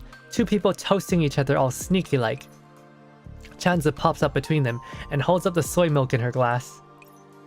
I want to go back too. Cheers, and don't forget to bring my work back too. I remember, it's the other gift I would prepared for my sister. Too bad Nishida wrapped up before this. Wonder what she's working on now. He's one of the leads in Zoid's Chaotic Century. Was he? Oh yeah, I think he was. Whatever will it be? Whatever it will be, will be. Cheers, everyone. Ugh, you stink of booze, Director. I'm going to look for Grandpa Sue. Drank too much, Director. Only one toast? Alright then, cheers. Here's to everyone's future. Whew. Several days later, in China, at Cybermedia's HQ exclusive airport. Cybermedia has their own airport, wow. And they're based in China. Okay. Somehow I thought Cybermedia was based in Japan. But maybe they have multiple HQs. We're here at last. My waist feels like it's going to break. She rubs her waist and picks up the long wooden crate beside her as she gets off the craft. You're here at last. Hi, manager. It's been a week. Why did you come back ahead of time? It's like you dropped offline while you were filming overseas. They released a trailer for Jazz Hound here. Do you know how popular it is? HQ got a whole pile of invitations and they're all for you. What's this? A martial arts film. Filmed in Canada. Being super popular in China. That's unexpected. Really? What do you hang about? I've been working my butt off for the past couple of months. I'm practically living in the office. But you're laughing, manager. Quite you. I warned you. Don't get too full of yourself. You still got a long road ahead of you. Anyway, I'm heading back to work. It's like Canadian Kung Fu Panda. Oh yeah, I mean, didn't Kung Fu Panda have a lot of Chinese investment in it, actually? Alright, stop off at home before you're going back to the company. Why are you going home? Hey, wait, listen to me! Jiangyu ignores the rest of her manager's shouting and breaks into a run, barely jostling the long wooden crate in her arms, thanks to her excellent sense of balance. Soon her home appears before her eyes. Jiangyu throws open the door and raises a hand high. Big sis, surprise! She's greeted by silence. Dust coats the interior of her home. It has clearly been abandoned for a while. Huh? Why did you run so fast? So tired. Where's Big Sis? Where did she go? Why is this place empty? That's what I was trying to tell you. Diane's project fell through. They cancelled it not long after the filming for Jazz Hand started. She wouldn't let me tell you about it either. Honestly, you sisters think of each other so much, yet you won't even talk to each other. You're both the same deep down. Has Jazz... Maybe they hired the great Canadian martial artist who worked on Ninja Turtles: The Next Mutation and Los Luchadores. Then where is she? The company entered into a partnership with 42 Lab, and so they sent her off to Project NeuroCloud.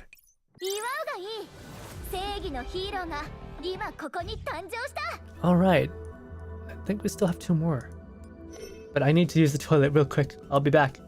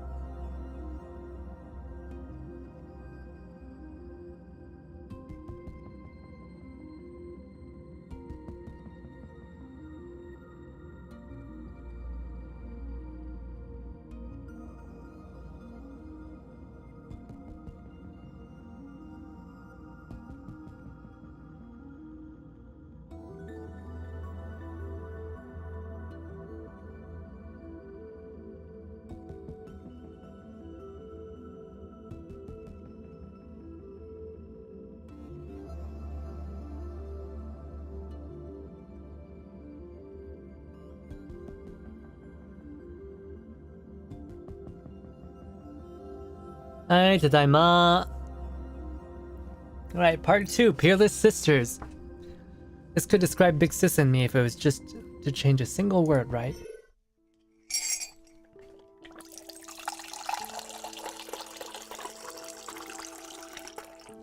You know, earlier, like last week, right? I had to go to the hospital. for food poisoning. Was it food poisoning? No, it wasn't food poisoning, but it was something else. They gave me medication that they said would cause nightmares. The medication did not cause nightmares, but it did put me in a terrible mood. And I've finished off the last of the medication, so it should be wearing off now. And maybe that's why I suddenly feel a lot better. Or maybe it's just, I don't know, NeuroCloud character stories are just, they're really nice. I have so much fun reading them. And like, they feel very relatable to me. They really speak to my soul. You know, I read a Honkai or a Genshin story and like, I'm sleeping. It's boring. But this stuff, it makes me feel. Do you drink a lot of caffeine? No, I do not. I actually don't take that much caffeine. At least it didn't give you nightmares, yeah. Jiangyu stares blankly at the dusty fixtures inside the room. In her memories, her big sister had always sat by the window to practice the guzheng, or worked around the house preparing new clothes for her. Her sister's countless admonitions always vexed her, yet she smiled whenever she saw her sister smile. But how? Was I late again? The guzheng I bought for you, the dolls I had restored, it's all too late. Ah, don't be so sad. What if the project ends soon? Just keep on filming. It'll be over soon enough. No, I can't wait any longer. Hey, wait, where are you going? Don't go! I always thought Big Sis would wait for me back when I started, but I always kept missing her and she always kept saying, I'll catch you again next time. This time I'm coming to you. Upon seeing Jiangyu run down the corridor, I turned to look at Diane. Her eyes are still fixed on the screen, but tears are streaming down her face, yet the corners of her lips are turned up. I silently take her hand. Professor, she... Hold on, the movie's almost over. This is a movie! This whole thing was a movie. Jiangyu is still running on the screen. As the narration continues, Jiangyu runs through the corridors of cybermedia, through 42 laboratories, and through the NeuroCloud verification equipment. The designers told me that I was born to complement Big Sis, that I would perform with her, and to assure that she would never play alone no matter where she went. But I couldn't do it. I could never do as well as Big Sis could. Big Sis said that even if I couldn't do anything, she would stay by my side, but I didn't feel that way. I'm her sister, so I wanted to find a place where I could stand shoulder to shoulder with her. Remember guys, this is still a movie. When the managers told me Big Sis had gone, I realized that I had been making the same mistake all this time. I should have told her. I should have told her my thoughts, my feelings, everything. I even wanted to tell her that I met a lot of precious friends, and that their feelings were what propelled me on, allowed me to run like this, and beat down all the difficulties that stood in my way, like Kokorot. And then, I wanted to return to her side with the victory I had achieved, and the gift I never got the chance to give. The scenery around her changes, constantly, until the world suddenly opens up, and she arrives at the oasis. But it doesn't end just yet. Jiangyu continues running, and she arrives at the projection room. Diane seems to realize something, and she wraps her suddenly cold fingers around mine. As though she's seeking solace and support, her tear-streaked eyes stare at the screen. Rapid footsteps come from outside, and then they slowly come to a halt. The Jiangyu on the screen stops in front of the door on the projection room and takes a hold of the hand. Remember, this is a movie! Everything that happened was a dramatization. Click, the door opens.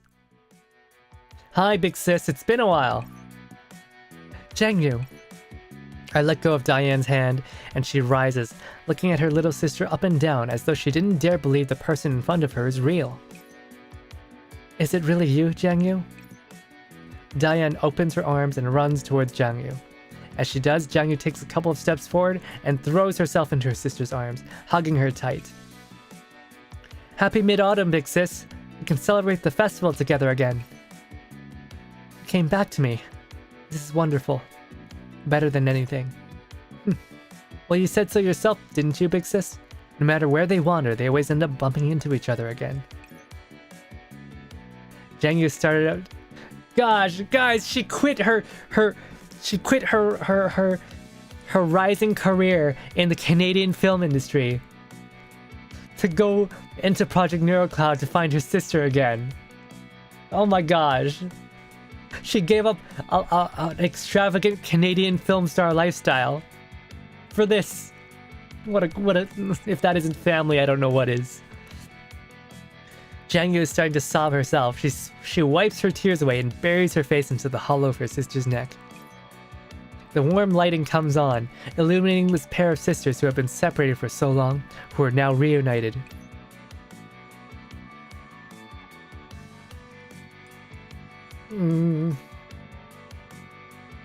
Gosh, this piece is so nice. And then a camera-wielding doll suddenly pops up.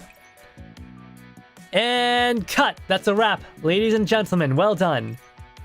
Huh? Miss Rise. Woohoo! Thanks for your hard work! Nothing beats a good wrap for a shoot.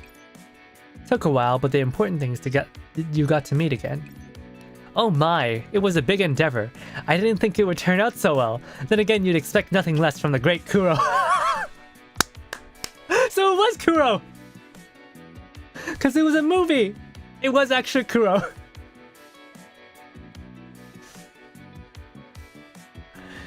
She could have met Rick Moranis.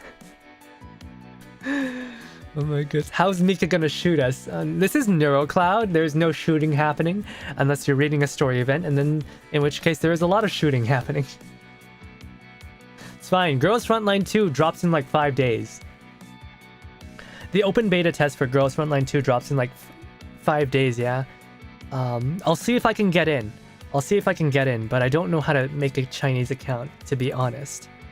Hopefully. I can't read Chinese. I don't know Chinese, but you know, we'll just click around the buttons. I'm probably not going to stay on the server, but I do want to do a couple Girls Frontline 2 streams. This brat needs correction. Rushing out that script was so tiring. I can finally go back to sleep now. People who did or did not appear in the film show up one after another, and the room suddenly ends up feeling very cramped. Thank you all for your help, everyone. Thank you to everyone who took part.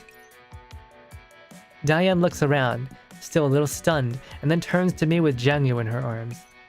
Her voice is still a little stiff, but her eyes are much clearer now, and there's a hint of mirth in them. Professor, can you answer my questions now? You can probably guess even if I don't say anything. But how will I know how accurate my guess is if you don't answer? With that, Diane lets go of Jiangyu and switches to holding her hand, and she waits for my reply. Alright, the truth is we picked up Jiangyu's signal just before mid-autumn this year. Everyone had a great mid-autumn thanks to your planning last year, so everyone wanted to come together to bring a big gift for you this year. And then I got the idea of doing this. I got Nora to help with the script, and I roped everyone into making this movie with me. I thought it was quite interesting, but we didn't have any grandpa-type people in the Oasis. After all, nobody could properly portray Mr. Su with just a facelift. After we thought about it, we decided to go with the professor for help, and the professor lent us Instructor Python. The instructor took to Grandpa's role really quickly. I'd like to introduce Grandpa Su to the instructor once we get back to reality. No need for that. Python replies in a cold, gruff voice. Then after glancing at Chanza and taking into consideration that she's just a little girl, he coughs awkwardly and switches to a warmer, gentler tone. That is to say, if the commander gives the order, I will obey. No need for unnecessary complications. Instructor Python was super scary when he first joined the cast. He was every bit as professional as Nishida. Yeah, Nishida was super strict. Can't slack off, even when recreating scenes from the past. Otherwise, even the same character might end up coming off in a very different way. Diane smiles in relief as she watches the eager discussion. Wait, so that did happen? There was someone called Kokorot? She holds Jiangyu's hand and bows to everyone. Thank you everyone. Your gift is most generous, and I will engrave it into my heart. I brought the gujang too. as well as the dolls Nishida and Chanza helped me remake. I'll show them to you once we get to the dorms. Oh, you've always been the one to make a fuss. Very well, since we're all here, let's celebrate together. Truly, Big Sis knows me best. Well, since it is a Mid-Autumn festival, have you guys gotten any mooncake? Occasionally I get some mooncake sent to me. But I'll be honest, I'm not a huge fan of mooncake. It really like it's hard to swallow. It's so thick and dry. I prefer crumbly pastries, you know? I prefer like what, crumpets. Crumpets and cakes. Mooncake's a little bit hard. Jiangyu jumps into the crowd and pulls all her friends into a group hug. Let's go! Dinner's on me tonight! Roast meat for everyone! Oh, roast meat! Everybody, happy Mid-Autumn! Happy Mid-Autumn! Alright. What's this? Oh, there's still one more. There's still one more stage. Chivalrous Loyalty. Since I chose this path, I need to walk it to its end to witness true Kung Fu. Roast duck. Wait, roast duck. Roast beast on a stick. Roasties! I want to eat roast duck though. I'm gonna be honest, roast duck is like, it's so good. I don't think there's anything here, is there? Greetings and salutations. Are you the renowned professor? The new guest demonstrates her warm and easygoing personality, markedly different from her big sister Diane. It seems my name is known from the Oasis to Enigma. Welcome to the Oasis, Jiangyu. Your fame as a movie star is... No. Oh, they put it at the end instead of the beginning. After the necessary formalities are concluded, Jiangyu asked me about Diane, to nobody's surprise. Excuse me, but is Big Sis here?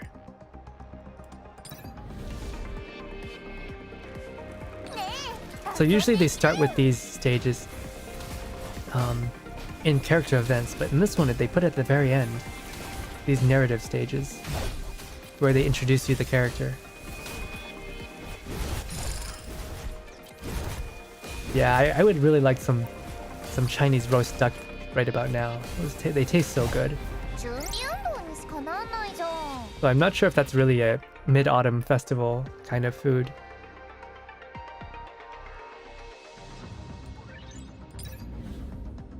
After receiving an answer in the affirmative, Jiangyu grows excited, and Persicaria, who's standing off to the side, gets a thoughtful look on her face.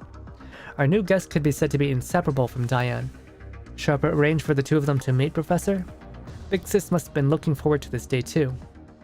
Yes. She was always mentioning you, Miss Jiangyu. Surely she must be feeling emotional now that this long-awaited moment has arrived. Of course, it'll be fine. However, I have an idea, Persicaria. Jiangyu, are you interested in hearing it? We're being a mischievous little professor.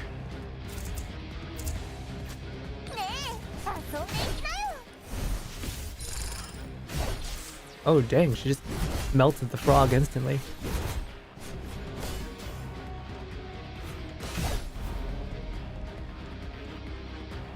Yeah, I will never understand how the three-part staff works.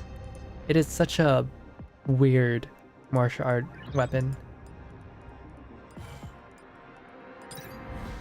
After I explain my plan, Persicaria has an incredulous look on her face, while Jiangyu looks very excited.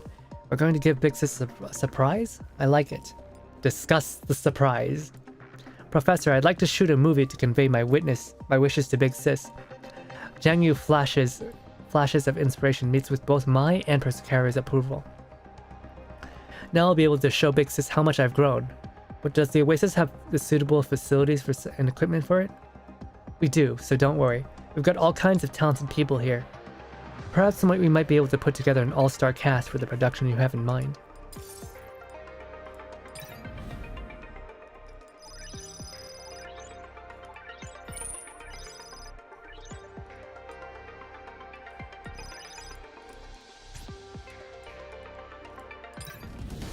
Yeah, it was a very interesting twist, for sure.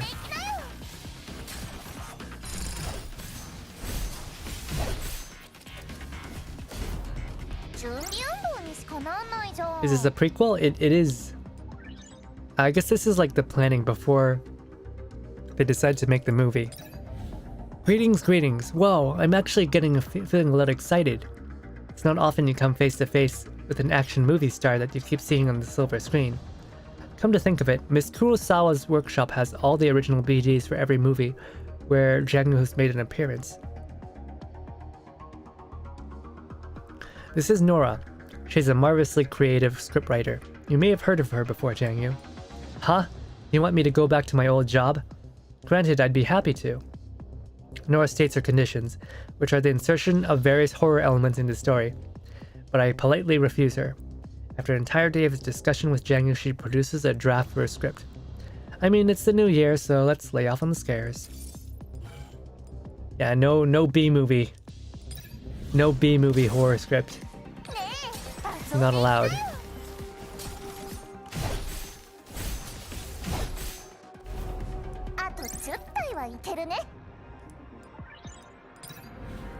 It's been a while, Jiangyu. I watched Prophet Sentry.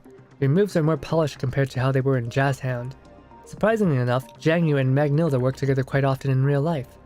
This is Magnilda, the famed boxing champ. The two of them chat excitedly at the film set. They're sharing their thoughts and experiences while fighting ever since they parted ways until now.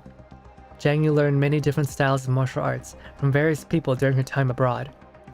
Yes, the elusive Canadian martial arts. the Canada, the melting ground of international martial arts. Magnilda was the one who taught her boxing and mixed martial arts. It was thanks to this hard work that Jiangyu managed to make a name for herself in the film industry. I suppose that was only to be expected. So wait, Jiangyu doesn't actually know Kung Fu. Or at least not originally. She only knew boxing and MMA.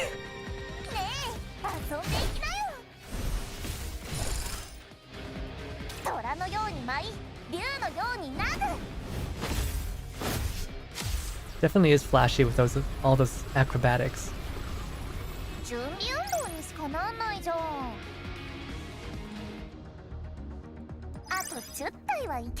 Oh, there's more.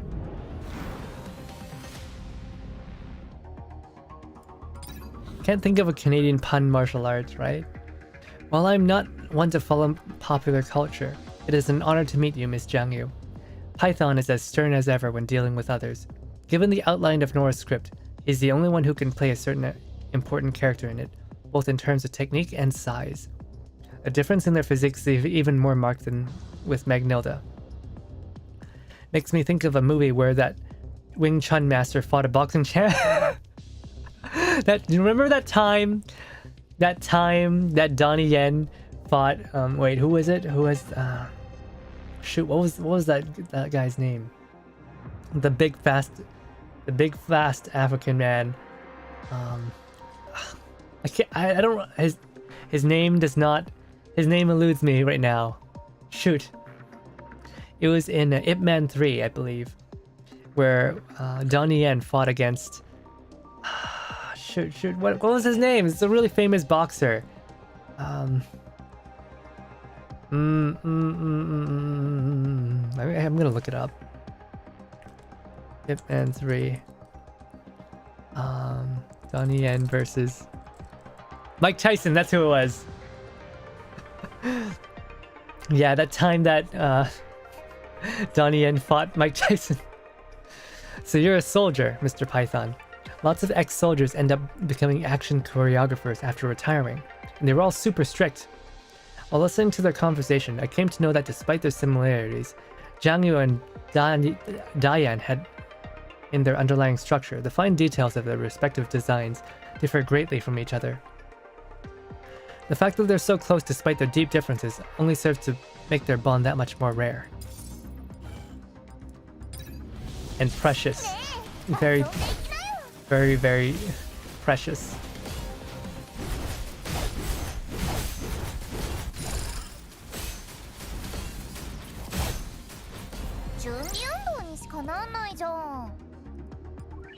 So yeah, usually they would go through like doll development logs, but in this case, Jiangyu is the same type of doll as her sister, so they're doing this instead. Nishida? After Jiangyu met Nishida, who was wearing a dress in a very unusual turn of events, A look of surprise crossed Jiangyu's face, and her voice trembled as her emotions built up inside her. I haven't seen you in so long! Ah, heck, no need to get so worked up. Ah, this is so ticklish. The two of them hug each other tightly, and then Jiangyu releases her in mild embarrassment. Nishida, I've got an idea. Long exposition omitted. So are you interested in taking the part?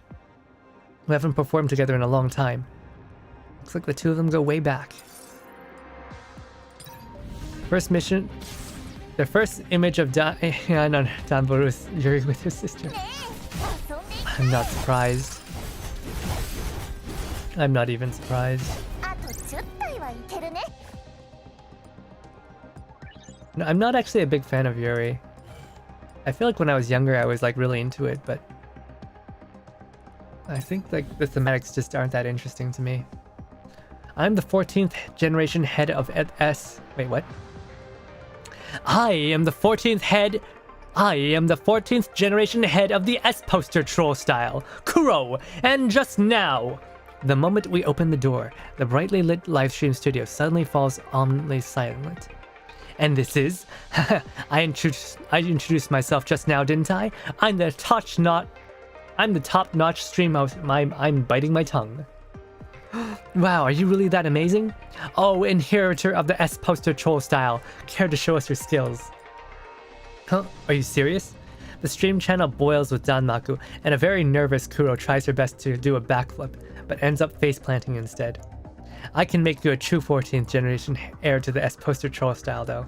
Interested? I love Kuro so much. She's the best. She's the best. She's just the best.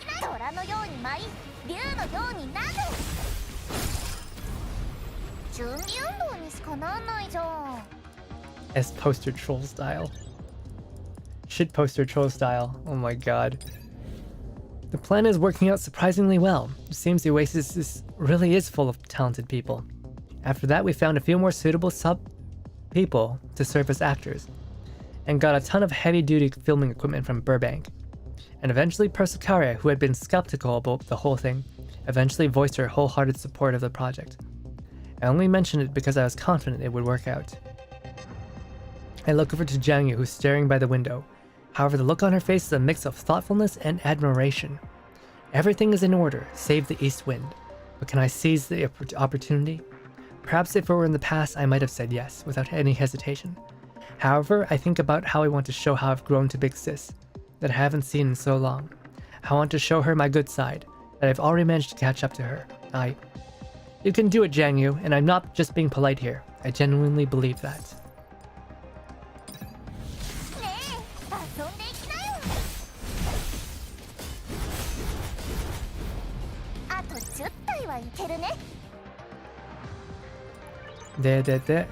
From the very beginning, we had a unique connection, one that was called sisterhood.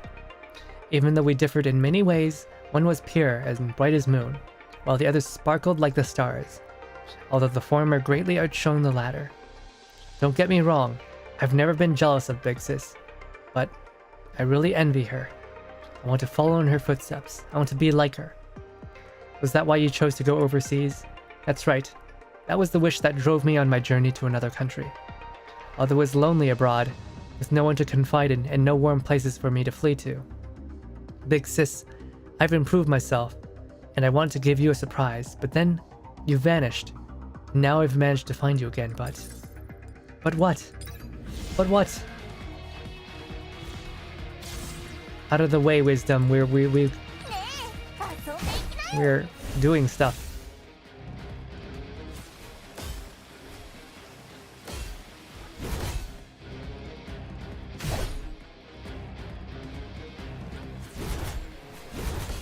Let's see.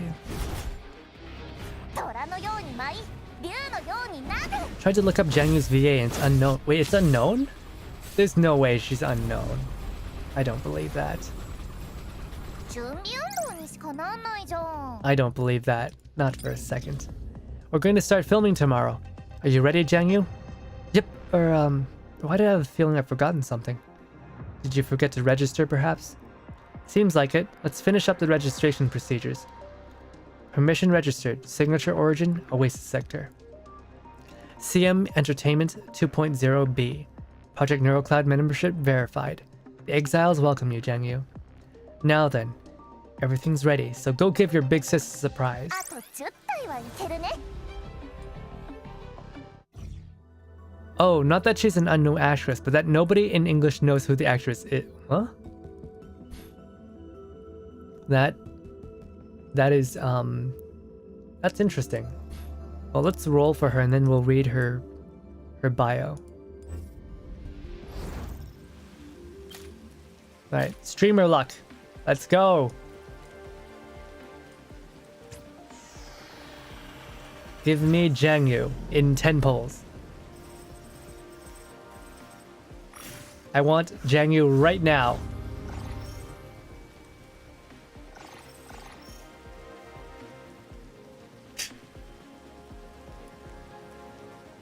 Dang it. 大空を愛する熟練パイロット。君が教授？マイです。君が教授？ヤッホー。また会えてうれ。カメリアが参りました。シーモです。子供たちのです。That was not 10. That was not 10 rolls. It's fine. We got streamer luck, so we're good. Give me Jiangyu.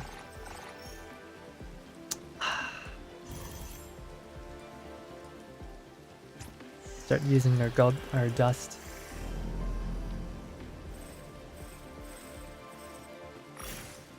Gosh, I wonder if they've fixed up the polling for Girls Frontline 2, because I know some people were worried about that. Oh, do we have it now? Because Girls Frontline 2 has weapons combined with their characters. ラムと申します。無駄な昨夜と言います。ヤニーだよ。シーモです。ヤッホー。チョコ。君が教授？君が教授？マイです。超特急の癒し。 Right, that's... You're not Jiangyu. この歌声で世界中を熱狂させるぞ。 You're not Jiangyu. 君が教授？ Oh no.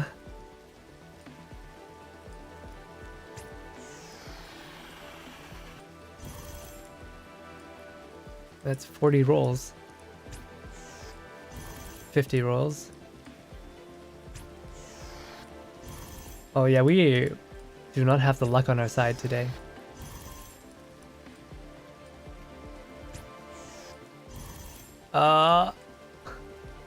Almost halfway to pity. Okay. 100 rolls.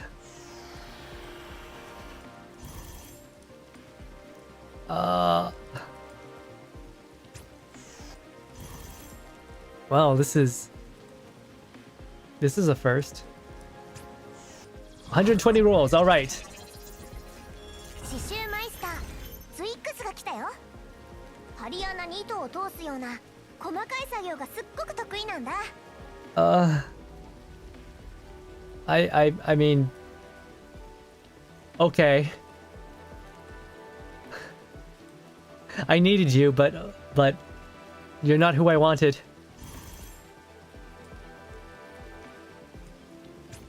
I wanted to have Chanzu, but you're not who I was trying to go for. Now, I think we really are gonna run out of gold dust. Quartz sand. Oh my goodness. We're actually gonna hit pity. 170 rolls. おう、ただいま参上。え、名前の意味？話すと長くなるんだよね。お姉ちゃんに聞いて。 So I pulled her twice in one 10x roll. Wow, Poke. Give me some of that Chad luck, okay? Gosh. 10 from pity. This is the first for me. Right, well, let's see. Where is she? Jiangyu. Look at that, Jiangyu-chan. Hi. Gonna feed her buns, cartoon dolls, and practice Shinai. Yeah, somehow I managed to get her. Nantonaku ne. Anyways, Poke, how's it going? Hope you've been well. Okay, let's read her bio.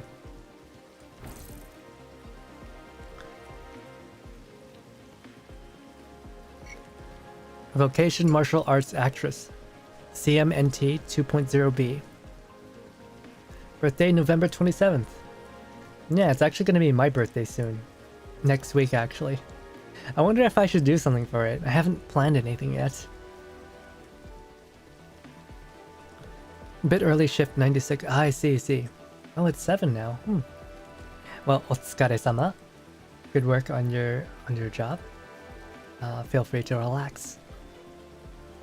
The CMNT line, ENT line of intangible cultural heritage dolls was jointly developed by Cybermedia and UNESCO, the World Heritage Organization. The CMENT 2.0B being an improved model of CM 2.0A.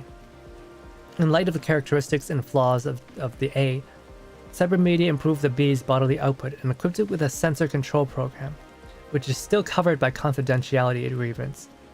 These improvements allowed the CM 2.0B to perform various demanding and high difficulty maneuvers in order to handle a wider range of performance venues. Meanwhile, its neural cloud was retuned to be more useful and energetic to fit the more creative performances of the contemporary period. In 2055, Diane's company purchased Jiangyu. After some ups and downs, her company decided to have Jiangyu switch careers and handle martial arts films, of which she was much more suited for. In 2056, Jiangyu was nominated for her first award in her film career, and then joined Project NeuroCloud the following year. Oh yeah, I guess she really was meant to play the Guzhang. I didn't realize that. I thought she was like built to be a martial artist, but she's not.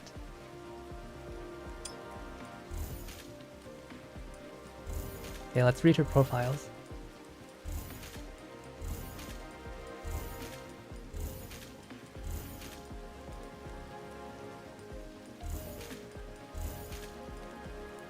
Okay.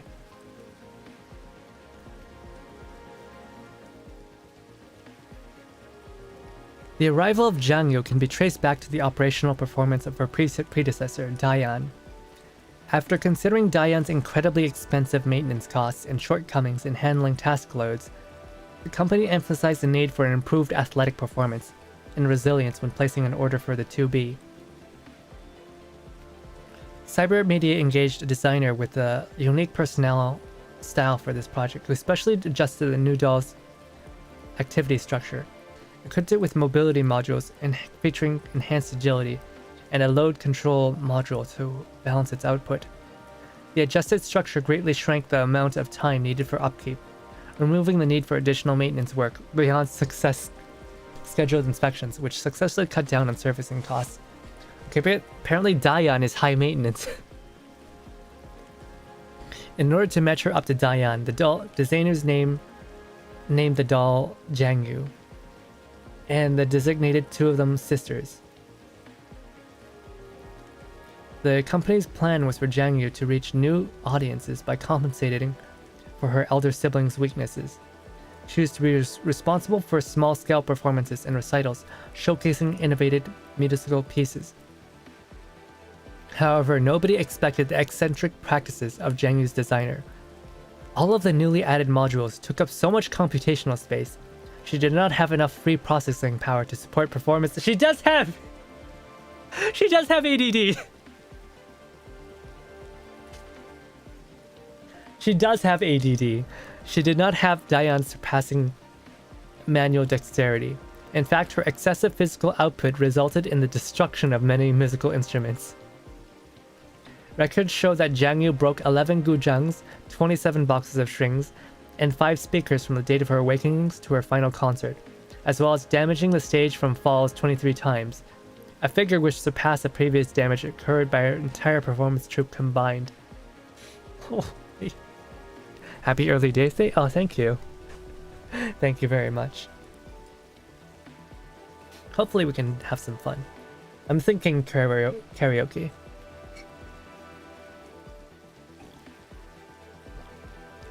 After many attempts at placing her in various concert roles, the company finally reached a conclusion. Compared to Diane, Jiangyu was more inclined towards performances rather than concerts. Jiangyu herself tried to find some way to overcome her weaknesses, after many setbacks, but was ultimately unsuccessful. The turning point came during a corporate publicity concert. As a famous Guzheng performer doll, Diane would perform accompaniment for the stage show, while Jiangyu was assigned to watch her elder sister from backstage. Unlike previous performances, the theme for this venture was a tribute to classic moments of film history. The company's performer dolls immediately captured Jiangyu's attention with their excited performances and description of life on the film set. After watching the behind-the-scenes shots and actor interviews, Jiangyu felt that a brand new world was opening up to her. After watching classic movies countless times, Jiangyu, who had not enjoyed any success in her career, grew more and more interested in film performances. In addition, after seeing how exhausted her elder sister became from one demanding show after another, something in Jiangyu's neurocloud spoke to her. She wanted to find her own path, even if it was just for the sake of reducing the strain of her sister having to clean up after her. It was only after watching a movie character talk about breaking down to build back up did desire suddenly ignite within Jiangyu, the desire to shift careers. Although the work of an actor diverged greatly from that of a Guzheng player, Jiangyu was still willing to try and travel down this path. In order to avoid causing her sister to worry about her, Jiangyu submitted her request for reassignment to the company in secret. オアシスってつまんないとこだと思ってたけど、結構いろいろ揃ってるんだね。良きかな良きかな。特にあの運動場、何周走っても疲れなさそう。今度の朝練、一緒にジョギングしない？ She watched Batman. 備えあればカレーなしって言うじゃん。あれ？また間違っちゃった？ Before I came here, I thought the Oasis would be a boring place, but as it turns out, it's got a full set of facilities. Top marks for that. I particularly like the athletics field. Feels like I won't get tired no matter how many laps I run there. Want to join me for my next morning's exercise session? After all, time spent sharpening your fangs isn't wasted when chopping firewood. Wait, did I say that quote wrong? お姉ちゃんってば小難しい言葉ばっかり使うからさ。一緒に住んでたらいつの間にか覚えちゃったんだよね。って言っても半分ぐらいだけど、私お姉ちゃんみたいに賢くないからさ。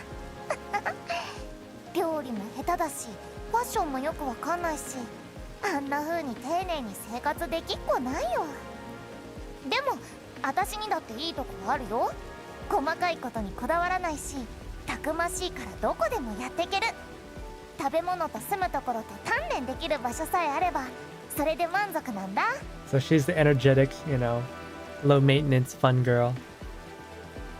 As opposed to her like well-groomed older sister. She's like kind of a mess, but she's low maintenance. When I lived with Big Sis in the past, she kept nagging me with fancy sayings, and over time they stuck in my head. Well, they have stuck in my head, unfortunately. I'm not as bright as her. I'm not as good as cooking at or coordinating my wardrobe as her. I don't live as fancy a life as she does. Still, I've got my own strengths. I'm very low maintenance. As long as I have food to eat, a place to stay, and a room to run around, I'm content. It was not easy for a doll to gain an opportunity to develop a new direction, but after considering Jiangyu's purchase price and the prospects of their recovering their investment, the company finally relented and gave Jiangyu a chance. Soon, Jiangyu received a notification that she would be reassigned to Canada as a rookie actress. Due to a mismatch between her design concept and her new vocation, Jiangyu encountered some difficulties during her first foray into acting circles. But this was where her motivation and positive mindset helped support her. To stand shoulder to shoulder with her sister, Jiangyu persevered through countless trials until she was finally given a role of her own. Jiangyu's initial appearance on the silver screen was not well received. It was hard for a doll with no prior history in entertainment circles, and one who had changed careers halfway at that point to win the trust of others. When a competitor leaked a video of Jiangyu's less than glorious Guzheng recitals on media websites, the critics were united in doubting her. Could such a reckless and clumsy doll truly handle the challenges of being an actress? However, the previews of Jiangyu's debut film, Jazz Hound, won over the audience with her heroic portrayal. Even as viewers began to hold high hopes for the film's quality, debate over whether Jiangyu was going to be a capable actress raged on. It was only when that movie hit the theaters that public opinion on Jiangyu began to turn around. I found the NeuroCloud wiki in Japanese, but I'm not finding Jiangyu. I did find Kuro. Yeah, Kuro's got a very pretty famous VA, I think. Yeah, she's Aimi, and Aimi's a pretty well-known seiyuu, I believe. 警備部門の新しい仕事？やっとリーダーを任せてくれるの？やったー！やっぱり教授はいい人だ。安心して、ちゃんと命令には従うし、勝手に消えたり突っ走ったりしないから。判断に迷った時？そりゃもちろん、まずは教授に報告。浄化者に遭遇？まずは話を聞いてから。エントロピー？その場で瞬殺？あれ、違った？あ、待ってもう一回答えさせて。ねえ、お願い。一回だけでいいから。 Like, I can't believe that she's not an experienced actress, considering like how expressive she is. She's incredibly expressive. Wait, Ayane Sakura? Wait, Ayane Sakura. Isn't she famous? Wait, Ayane Sakura. Wait, isn't she Yui Yuigahama in Orimo, or not Orimo, in what was that one called? Origairu? Yeah, I've got work at a security department. Are you finally willing to let me lead on my own team? This is great. You're the best, Professor. Don't worry. I promise I'll listen to your instructions, and I won't run around or act hastily. What am I gonna do if I run into someone suspicious? I'll inform you right away. What will I do if I meet a sanctifier? I'll try to communicate with them. And if I meet entropics, kill them instantly. It's not right? Wait, let me try again. Give me another chance. Just once is fine. Through her dedication to learning martial arts and by virtue of her physical superiority, Jiangyu delivered a thrilling performance in the movie and was nominated for the Best Newcomer Award in the year. As martial arts movies enjoyed a comeback, Jiangyu was booked for one film after another. Her subsequent movies, Prophetic Sentry, Deadline Kamikaze, and Slaughter Zone, gained a wide following at major film festivals. However, just as the audience was looking forward to Jiangyu's next big work, she announced a temporary hiatus from her activities. According to what is known, the direct reason for Jiangyu's retreat from the spotlight was due to Diane being assigned to join Project NeuroCloud. For Jiangyu, the shock of Diane leaving her far exceeded her excitement over tracing her dream. With what seemed like no hesitation whatsoever, Jiangyu chose to follow her big sister in being uploaded to the cloud server. Even in Magracy, Jiangyu's lively nature continued to shine. The work diaries of the dispatch team state that Jiangyu was found when the signal similar to Diane's was detected in a null area. Due to constant shifts in Jiangyu's signal, the rescue team assumed she was in danger and moved out as quickly as possible in the hopes of retrieving Jiangyu safely. However, when they arrived on the scene, what they saw, something that ran completely countered their expectations. Jiangyu had her staff in hand and was entirely focused on beating down several low-order entropics. When asked what was going on, she replied, "I saw them bullying a girl just now, so I stepped in." Huh? What happened to the girl? Didn't she follow me? Apparently, the agent Jiangyu rescued was a traitor who had been returned to her sector without looking worse for the wear. Wait, she just started beating up entropics on her own?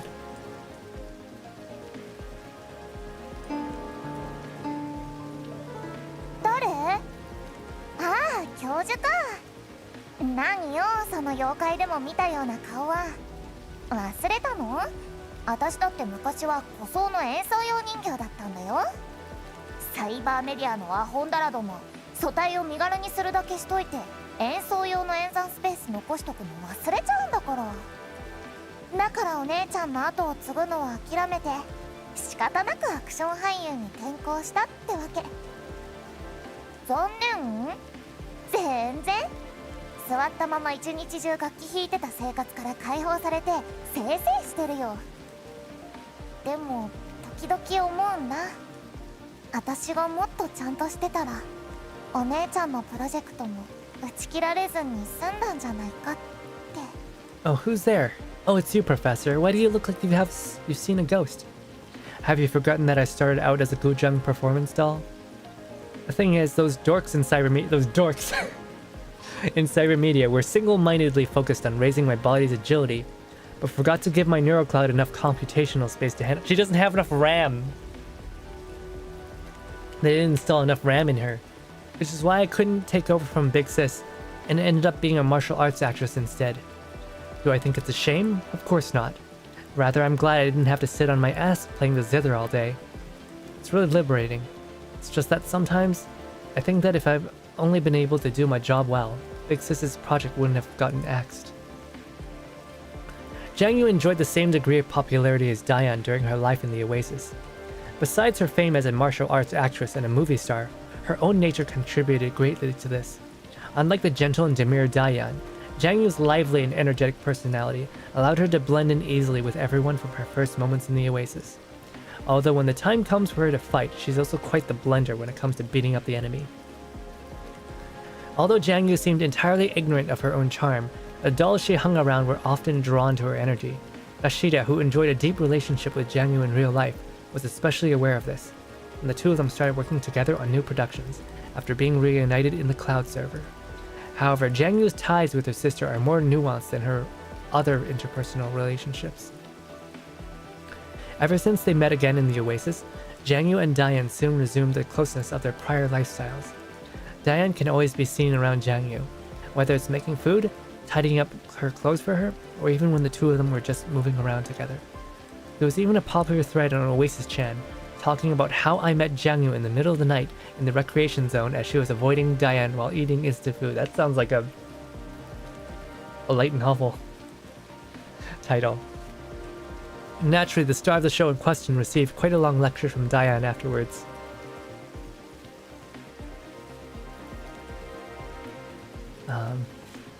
As much as Jiangyu likes to gripe about Diane's nagginess, it doesn't seem to have impacted their sisterly relationship at all. Feels like Miss Diane can always be found around Jiangyu. Do you think Miss Diane's actually a siscon? Behind me? Oh, Miss Diane? Ah, your smile looks kinda scary. For a certain livestream channel in the Oasis. 一人で外国にいた時、よく考えてた。 Oh yeah, I guess she is なんでこんなこと Prince してる Eugen. んだろうって。でも The shrimp 私 is バカ gone. だから Rip さ、 shrimp. いくら考えても Goodbye, 分 sweet かん prince. なかったんだよね。無駄に落ち込むだけで。どうせ後には引けないんだし、アクション俳優の道を突き進むしかなかった。でもラッキーだったな。諸突猛進は私の得意技だしね。それに今は教授のサポートもあるし、こうなったらビッグになるしかないじゃん。天下一のアクション俳優になってやるんだ。そうすれば守りたい人を守ることだってできる。だから教授、私のことずっと応援しててよね。 When I was overseas by myself, I sometimes thought, what on earth am I even doing on this path? Thing is, I'm very dumb, so I couldn't come up with an answer no matter how much I thought. All I did was make myself more frustrated. Things being what they are, there's no going back for now. All I can do is walk the path of a martial arts actress to the very big end. Fortunately, I've always been very good at putting my head down and charging forward at full speed. And now I've got you backing me up, Professor.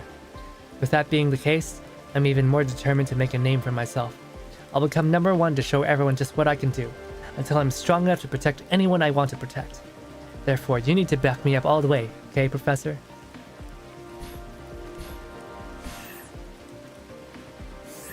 Let's see. Move you and we'll place you with Jiangyu.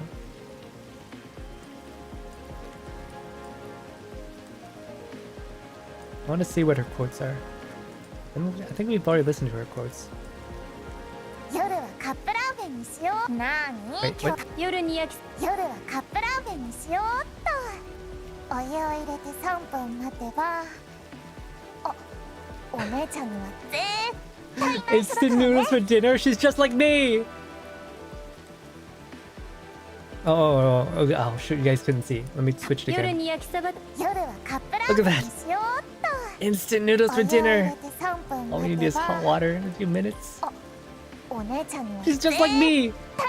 Instant noodles for dinner.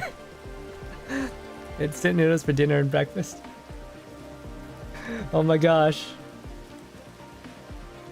She's doing it because, but we're not the same. You eat instant noodles because you're a terrible cook. I eat instant noodles because I'm poor.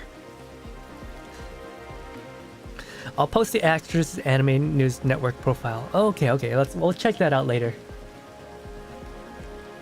We'll check that out later. Well, and I think that's it. We've gone through the event, and I found this event thoroughly enjoyable, actually. Hope you guys did too. I really like this one. Seeing the film industry one was good. The live streamer one was good too. There was a lot of really good stories. I really love these character stories so much. They really make me feel in like because I was feeling pretty down. For the past couple of days. Might have been because of the medication, but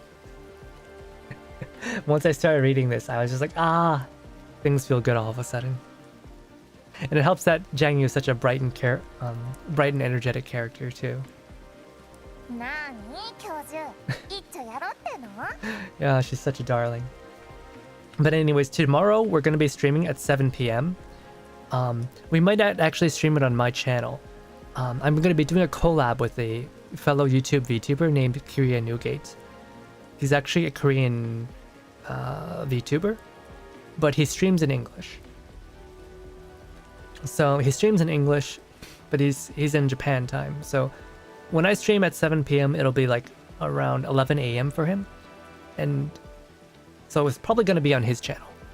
I think. I don't know. We still need to discuss this. I still need to talk to him. But I hope you guys can make it and say hi to him. Anyways, Otsu Haku, Otsu Raven, Otsu Good Night, Otsu, how would you say? Otsu Jiangyu is the most wonderful Canadian character in Girls Frontline. See you tomorrow, guys. Goodbye. Otsu Canada. Otsu somewhere in Canada.